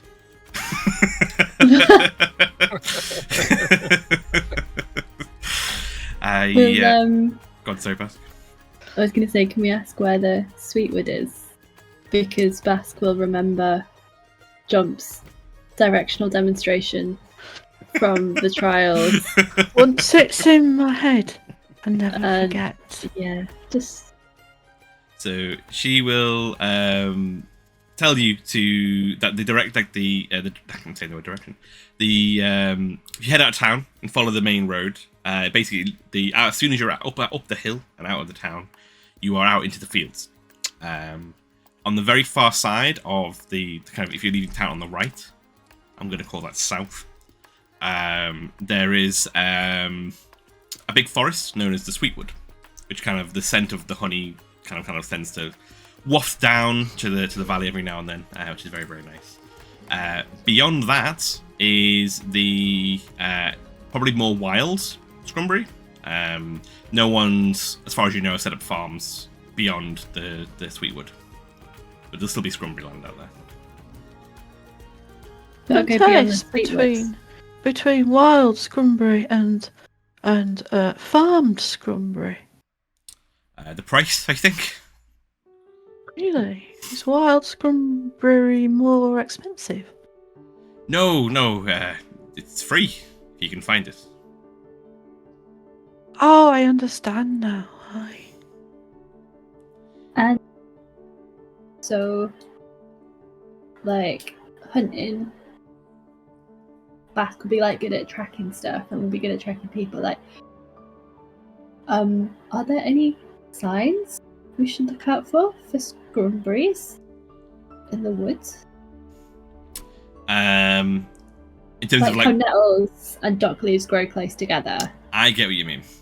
I've never been out picking myself, apart from one time when I was a lass. I worked on one of the farms back when there was only a couple of farms, and it was all you could see for miles was the Scrumberry fields.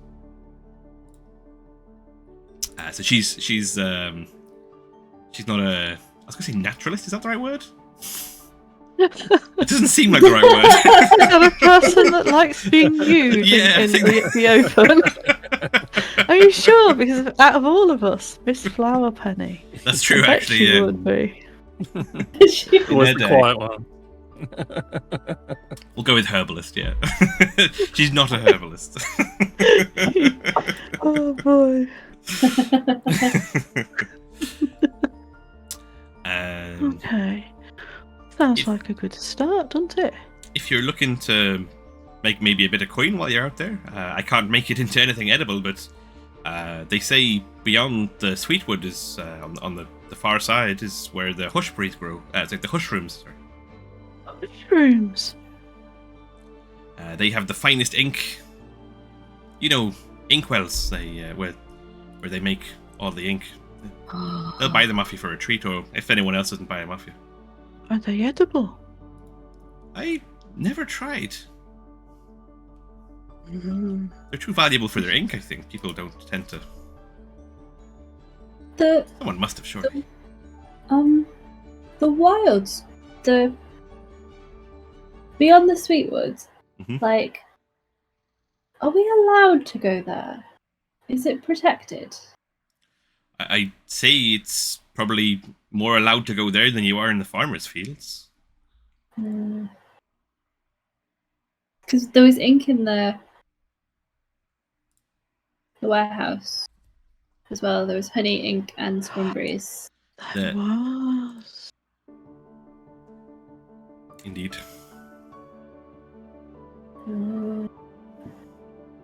Ooh, sus. Okay, yeah. Putting bits together.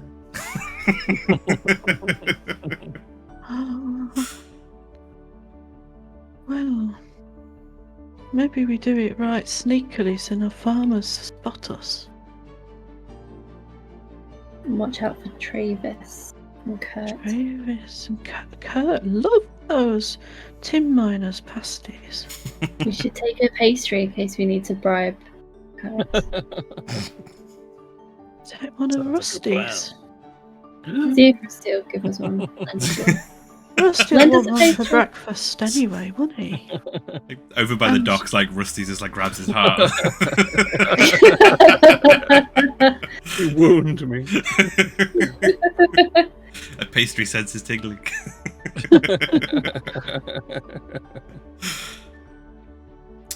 Cool. Alright, sounds like something we can do. Well, I wish you luck, and yeah, you get back here, I'll jam it up for you. That doesn't sound great. I'll make it into jam. Sounds sticky. Yeah. Two pails, you say? Right. We The can more do you this. bring, I mean, if you've got extra, I'd love to have some extra on hand. I don't have to go to any of Travis's contacts. Don't suppose you got something to carry them with? Let me have a little look. And she looks around, and she'll have like a large, like satchel bag. Looks like a canvas, like a canvas shopping bag essentially. Like an old flour bag or something. Yeah. This'll be perfect. Thank you. Let's see what we can do. Where's Rusty? He's normally here. The smell of pasties and pastries normally brings him over right quick. That I don't even have to travel more than 5 foot.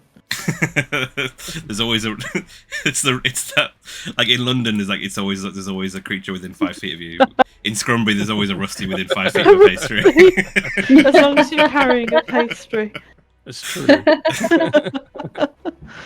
Watching the boat, Rusty. You wait till I get step of the wind.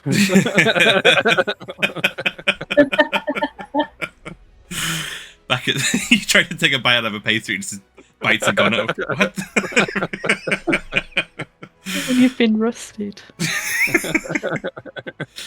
Back at the docks, there's still no sign of life on the boat, which you will probably understand to be weird, because boats have a crew of like 20, 30. And they're either all playing Twister under the deck or something's going on. Are you doing anything whilst you're over there?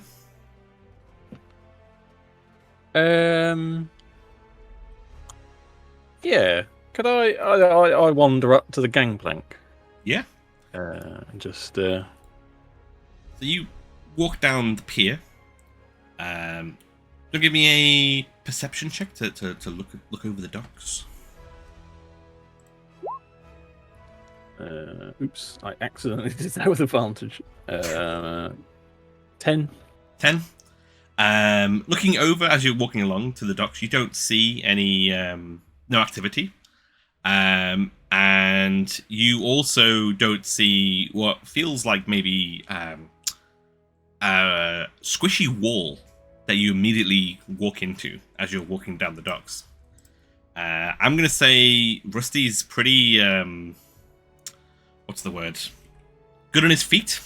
So you don't fall over, but you step back and you see in front of you a very large individual looking down at you with a funny little hat on, and you can see kind of like maybe a slight imprint on him where you were when you walked into him.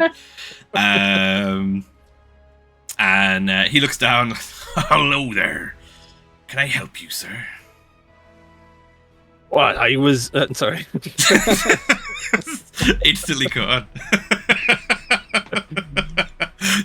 It's such a good I was just looking at your boat. Barnacle basher by trade, and looking at your hull, there's ain't a mark on it. I want to know who does your business. You know, it's incredible. It's beautiful. It's a work of art. And he takes up like the entire width of the pier essentially to walk down towards the boat. And he kind of looks over to the side of the boat and gives you a big smile, like, she's a good ship, I'll tell you that. No barnacles will touch the Moon Dancer. What, you mean you got like a written pact with barnacles and they're not allowed to touch it, or? And he just kind of smiles and hey. Oh dear. And he smiles and nods or something like that. Oh right, well that's just crazy, isn't it? It's, you're gonna be putting people like me out of business. He's Rusty, by the way. Nice to meet you, my fella. And he gives you a big beaming smile and puts his hands on his hip. Folk call me Flapjack. Flapjack? Well, that's an interesting name. How do you come about a name like Flapjack? I mean, I've been around bakeries, and I eat more than my weight in pasties, and no one calls me pasty the man, you know. Well, not yet. They do. I get my. This is what people call me, pasty. Hey? Oh, I see what you did there. I see what he kind of like laughs, but like peters off because he doesn't know whether it's taking the piss out of him. Flapjack laughs like he very much enjoyed his own joke. Well, I mean, I seriously hope you ain't going to be spreading your skills of keeping these barnacles off the ship. Port for, you know, just so I can make sure you don't steal too much of my business. We should be heaving off not too long. A bit of repairs to make and collecting some goods. And he kind of like wipes his uses the back of his fist to kind of like wipe his mouth. And you can see there's like bits of jam still like on his chest and on his beard. You know, I get a feeling you're the kind of man that might have tasted some jam around here. You know, it's a good place. I'd heard about the jam. That's why I came here from Saddlescombe in the first place. It's, I mean, do you know where it comes from? I don't really understand. You know, I mean, is it magical? Do you do something with it? Do you just eat it? When you mention the jam, like his entire demeanor changes. And he looks very serious, and he will. Lost the camera. 1 second. There we go. He will look to you and be like, "You got any jam on you?" Rusty leans in close. I tell you what, Mr. Flapjack. I've got something that will blow your mind, geezer. Try a bit of this. And he whips out the pasty. And he'll take it from you. Like it's probably tiny in his hands. He's about, I'm gonna say, 7 foot tall. But very, very I like, large. I like how you're skirting around the fact that Rusty seems to have become a unit of measurement for people in this town. Oh, well, it was 3 Rusties wide and 2 Rusties tall. He is pretty much 2 Rusties wide, 2 Rusties tall, 1.5 Rusties tall. And he'll pick up the pastry with his huge fingers and kind of like bring it up to his face and inspect it. Not for me. I've only got the one, love. And he kind of looks off to the horizon. Oh. Do I see what he sees on the horizon? Or Is jam. All right, yeah, got you now. Yeah, that would make sense. See, since it's all over your face. It's written all over my face, is it? Oh, I can't get enough of this stuff. I'm always happy when the captain pulls into here. The captain? I thought you were the captain. No. First mate Flapjack. Oh, no. Well, again, nice to meet you, first mate Flapjack. Could I have your captain's name, just out of interest? You know, it's always good to... It's not what you know, it's who you give pasties to. In my line of work.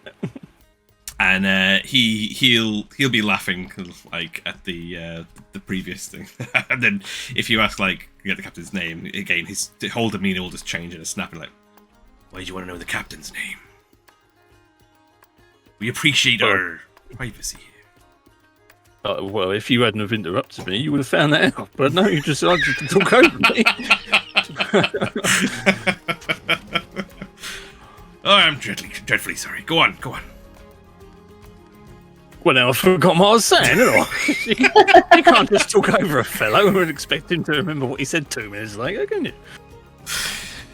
And he's like he rubs his head, like sweating a little bit. I didn't mean any offense. Just we got to be careful around here. Careful of what, though?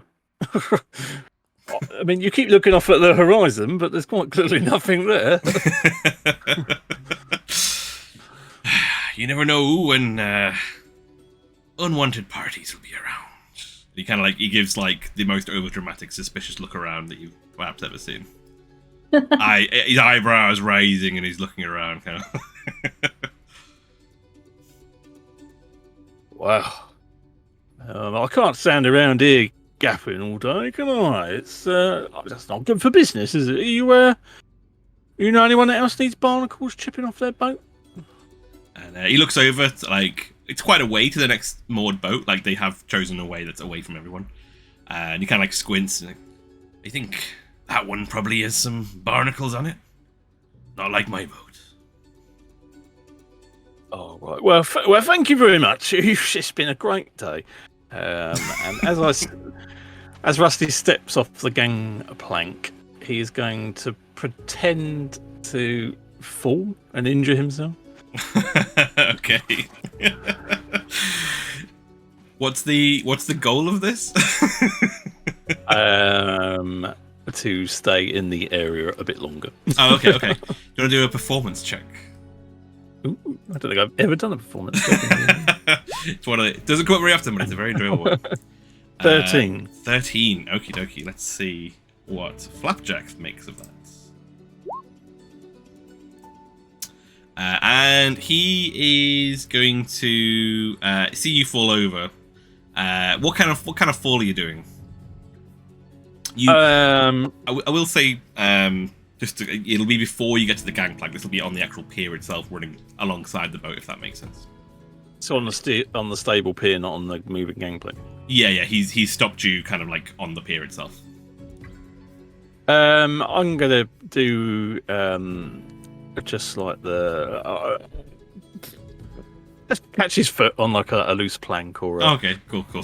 Just like a more, a nice fall, like a I fell kind of thing. Laying on Diving like a footballer. Doing the full Italian,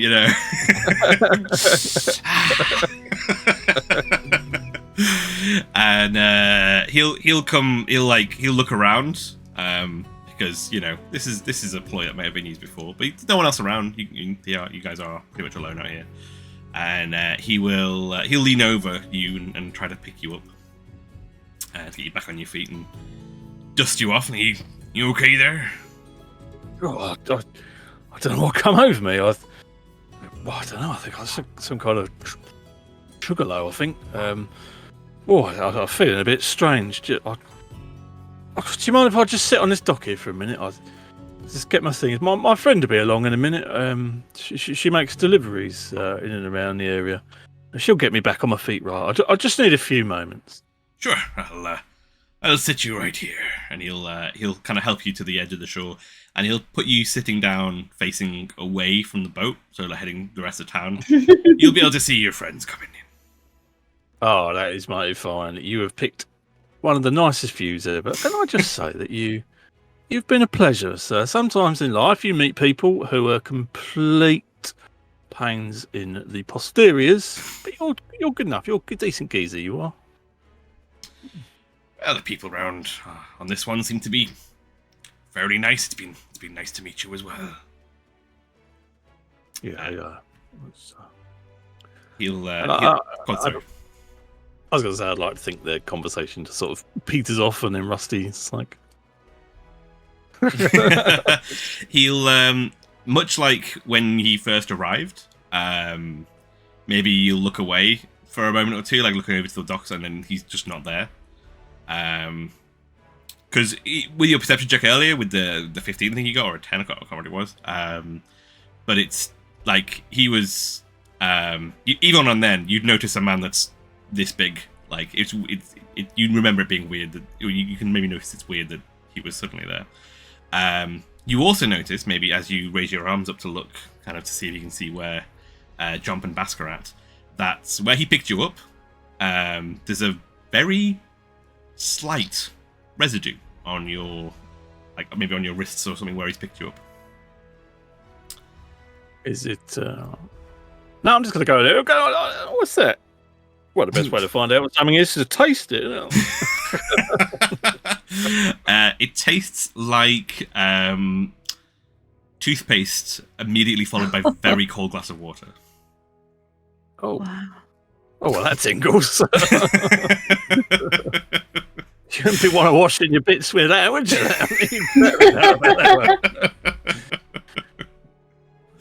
Yeah, he'll settle down and he'll just get out some rope and practicing some knot tying and cool while his foot heals. So, Jomp and Basque over at Flower Pennies. Are you guys heading off? What are you up to?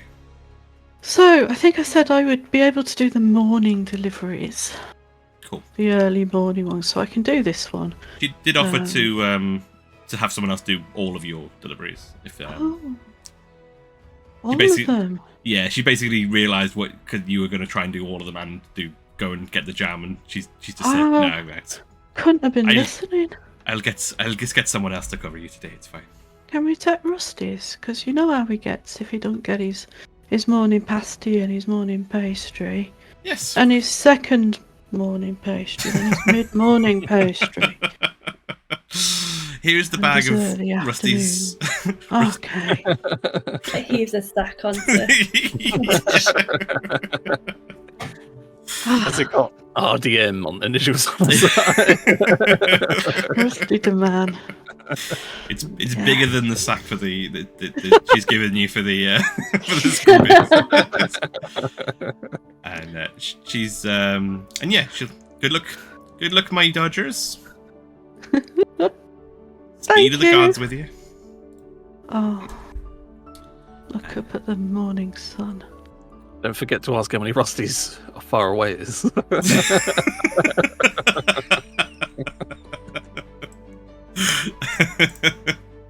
Oh. Travel at least 7 Rusties together. So Basque and Jomp, are you heading over? Go on, sorry. Yeah, where do we first meet Rusty in the morning usually? Is it by his usual spot by his boat or something?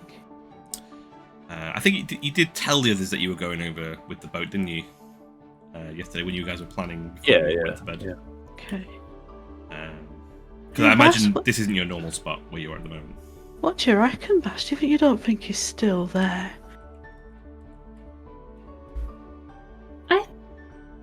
Well, he said he was going to wait for us, and we did say that we were going to go meet him, so...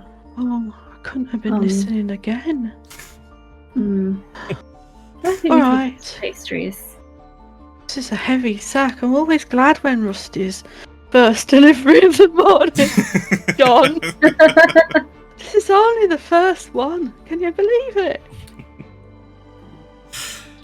All right, we'll go over to shit where we know that Rusty was going to be casing the joint all night. And you guys probably seeing the moon dancer for the first time, maybe? Looks like a boat. It's a lot less fancy than the Star Sailor, which is still there, still like sitting proudly over the port, casting a shadow over anyone who walks near it. Go on, sorry, Beth. I was going to cause some trouble, but it's not necessary. But yeah, the docks get quieter and quieter as you head over towards the moon dancer, and eventually you see an injured Rusty sat on the dock side, right next to the moon dancer. Oh, it looks like he's hurt himself. Don't take much to stub your toe against the rough wood of the docks. That was exactly what I did. Were you watching? No, I've done it plenty of times myself. Plenty of times. You all right there? Listen, come in for a huddle, quick. Oh, got your goodies in here, look. Oh, Like well, in the middle of the huddle. In the middle of the huddle, I open it up, the smell wafts up. It's like a tear and share. There's something a bit strange going on here. I mean, I'm quite handy in getting around, especially sometimes without maybe being seen. But this fine fella called Flapjack literally snuck up on me out of nowhere, and then in the blink of an eye, he'd gone again. Some kind of fever dream because you haven't had your morning pasty. Well, yeah, it could be. You know, it's. Is that my one there? That's that your sack? one. Yeah, I was a bit all of worried then. them That was the other was. sack. Nah, it's not the other sack. So, Flapjack, does he work on the ship? Yeah, well, he's the first mate. Oh, I And tried to subtly find out what was going on, but Well, you're the master of subtle, you are. If anyone's going to find it, it's you. oh well, thank you. I do appreciate that. Yeah, it's always nice to meet a fellow a brick to the face method of subtle Appreciator giving. of the subtle. Brick to the face method. Subtle. It's like a brick wrapped in gold that hits you in the face and then douses you with some spring water afterwards. It's that subtle. It's I mean, that's the thing, you know. People expect subtle, like, oh, I don't notice it, whereas subtle, like, where the hell did that brick come from? Super subtle. Gets the job done just as good. But anyway, back to Flapjack. He's there's something strange going on, and he gave me a little cuddle. I'm not going to lie, you know, I did enjoy it. It's friendly. He helped me up. Yeah, he gave me the once over, but he left this strange stuff on me. It tasted like toothpaste. And it probably tasted like something else as well. But it's something's not Like- right here. All minty fresh. Maybe he got up and gargled his teeth. Or tongue, or wherever you gargle. His jam was at least 50% beard. So I'm fairly sure he didn't brush his teeth. I'm just gonna poke my head around from our huddle, like around Rusty's legs. Can I see anyone on the boat? No. Don't seem to be anyone on the boat. You sure? Well, you know, I mean, I've read a few books, you know, as you know, I'm a man of languages. I haven't travelled the world, but I've seen some pictures in a book, and My I favourite thing are pictures and books. I think this is going to be a lot trickier than I reckon. Well, we've got answer to that. Apparently, Miss Flowerpenny, she says, crew at Moon Dancer, including this flapjack, love jam. Trouble is, Travis has got the mono. He holds all the jam. And the honey, and the ink made from mushrooms. Long story short, we've got to make him some jam tarts, but we've got to find the ingredients. So we're going to go out and look for ingredients, then we can come back armed to the teeth with jam condiments, jam pastries, jam pies, jam roly-polies, jam and custard, jam flaky pastry, jam profiteroles, jam donuts, jam. Jam. Oh, I like jam. It's my favourite. The classic, isn't The it? pure stuff. Pure uncut jam. So look, we've got a sack. We need 2 pails worth of berries. So, Basque, what do you think? You reckon? You know, I mean, he helped me out when I had this mortal flesh wound. Maybe we could say thank you to Mr. Young Flapjack by making him some tasty tarts and treats made of jam. What do you reckon? Yeah, I think that is a nice idea. And we can go to the forest rather than to the warehouse, which is better. I agree. So, go on, sorry. Daylight's burning. Shall we? Can someone carry me? Because you know, I mean, I've got to carry on this subtoe routine. You know. I'll give it a go. And Basque will just sort of like scoop up Rusty and put him over his shoulder. Like sack on one side, Rusty on the other. In the direction out of town. And so, as the wonderful dodgers out to score some berries, hefted over the shoulder of Basque with Jomp following along, head out into the horizon. I think it's probably a good place to maybe leave it for this week, as we'll begin the adventure in the wilds of picking some berries next week. Real hardcore adventure stuff. So one of my spells I nearly got was Good Berry, which would have been would have made so many berries, but it wasn't meant to be. Are they the right kind of berries? They're good berries. They're not great berries. They're not scrumberries. They're not scrumberries, They're the exactly. best berries. We need affection berries. Crackberries. It's like something you'd use to level up a Pokemon.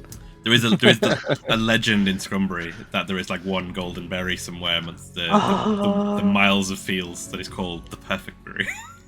It has the concept of taste contained within it. Well, that's our quest sorted. Yeah. But yeah, you guys have. Sorry, go on, Rusty. I was going to say when the side quest becomes the main quest.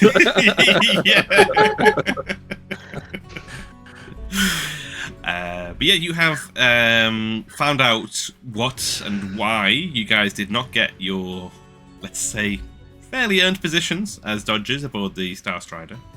But you have taken, to some degree, employment with Travis, who is able to perhaps get you a secure position in the future. And you have a plan in order to execute that job by going to picking some berries. And you also met Persuade Flapjack. a large, rotund man with food. I mean, I know it's a generic quest, but everyone knows that one. You start in the pub, you persuade the large man with pastries. It's the classic. But yes, this has been once again absolutely wonderful. I could just sit here and listen to the Dodgers going on their adventures all day. It's been wonderful once again. Thank you everybody for joining us today in chat as we've been taking our time in Scrumberry and getting ready for a new adventure. Yeah. Nobody needs to buy anything before you guys are heading out or anything, right? You've got time to do that if you do want to do. We can do that in the week. It's fine. But yeah, I don't think we're gonna need. You guys haven't expended anything because we've not gotten to any of the dangerous stuff yet. There'd be danger. 2 sessions, I've only lost 1 hit point. Makes a change for me. Normally I'm dying. What if we all come back with like really severe berry addiction? Yeah. Oh. Nasty rash. Well, you've seen the effect it's had on Flapjack, so once you get on the good stuff, oof. But yes, we will return next week to find out what is going on in Scrumberry and what misadventures they will find as they're collecting their jam ingredients and some ink, maybe. And some ink. Foraging. Mushrooms. I like that. Foraging, yeah. The mushrooms, of course. I have been JStation64. Thank you so much for joining us today. I stream on Sunday mornings at 9:30 AM UK time over on my channel at JStation64 on Twitch, and we're starting a new N64 game on Sunday. We're going to do some spacey, lasery Lilac Wars to make up for the thus far lack of spacey lasers in Jammy Dodgers, which I promised these 3 fine people. I've just denied it to them on 2 weeks in a row. Such a tease. I'm only here to do a barrel roll. That's my point. Barrel rolling in Jomp. Rusty RevTed. Want to give some shout outs? Where can we find you? I am over on YouTube. I don't know whether my links work on here, whether it'll post for you. Yeah, that's worked. So I'm not. Yep. I'm RevTed. Don't ask. And I make videos about old crap on the internet. And I've released a video today, funnily enough, on clearing out my massive hoard of mainly office-based PCs. Weirdly, so. You had you had a whole garden of sprouting PCs in your recent video. Yeah. There was 36, and that wasn't all of them. That doesn't include the laptops or motherboards. So if you go past the Scrumberry fields, you get to the laptop fields. Yeah. Or the computer field. You just get the subtle whir of fans. Somewhere Travis is every now and then they ramp up. He's got how many laptops, sorry? I'm banking on the end of the world laptops being the trade equivalent of bottle caps. Excellent stuff. But yes, you can join me there, and I'm posting videos more and more regularly. So 2 this week. They've both been wonderful. Enjoyed them a lot. Yeah, I know. Thank you. Were they both this week, or have I lost all concept of time? Sorry. No, they were both this week. Yeah. Oh, and you know what? I completely forgot as well to shout out your dragon that I've noticed, just peeking over Rusty's head. I think, yeah. Look at this guy. I can't see my own camera, so I can't see whether he's in the frame. Oh, he's in the frame. Yeah, he's all good. That's very cute. Does he have a name? He does have a name, but he was named by my daughter. So he is called Daddy Bear. Oh. So I don't know whether that's because he looks like me or there's a world of bards seducing dragons who will have used similar names. Oh. He has his own birth certificate and everything. Oh, really? He's very lucky. Yeah, that is very adorable. That's so awesome. And Amadan, Jomp, is there anywhere we can catch you other than next week here on Judges? We see you next week. Excellent stuff. Thank you again for joining us. And yeah, jumping into action once more. Jump. And Ghost of Sunny, where can we find you? I'm not really anywhere. We do have a YouTube channel, so Little Ghosty Games has got this and Vaesen posting regularly. So the second instalment of is going to be out there. The Lighthouse Keepers. The Lighthouse Keepers. That's the one.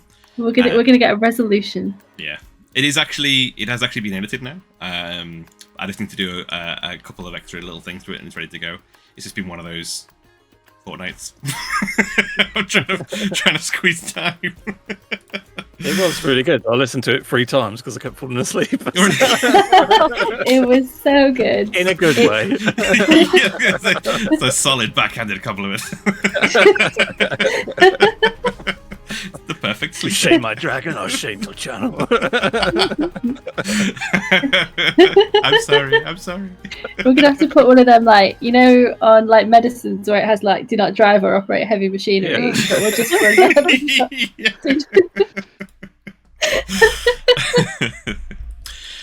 well, it has been absolutely wonderful. Thank you so much for joining us again. Thank you, RevTed, Ghost of Sunny, and Amadan for playing with me once more. I am loving taking you guys through Scrumberry, and I'm loving Basque and Jomp and Rusty. Awesome characters, and I can't wait to throw more things at you and see what you do. In the meantime, have a wonderful week, and we will catch you next time. Cheers, guys. Thank Bye. you.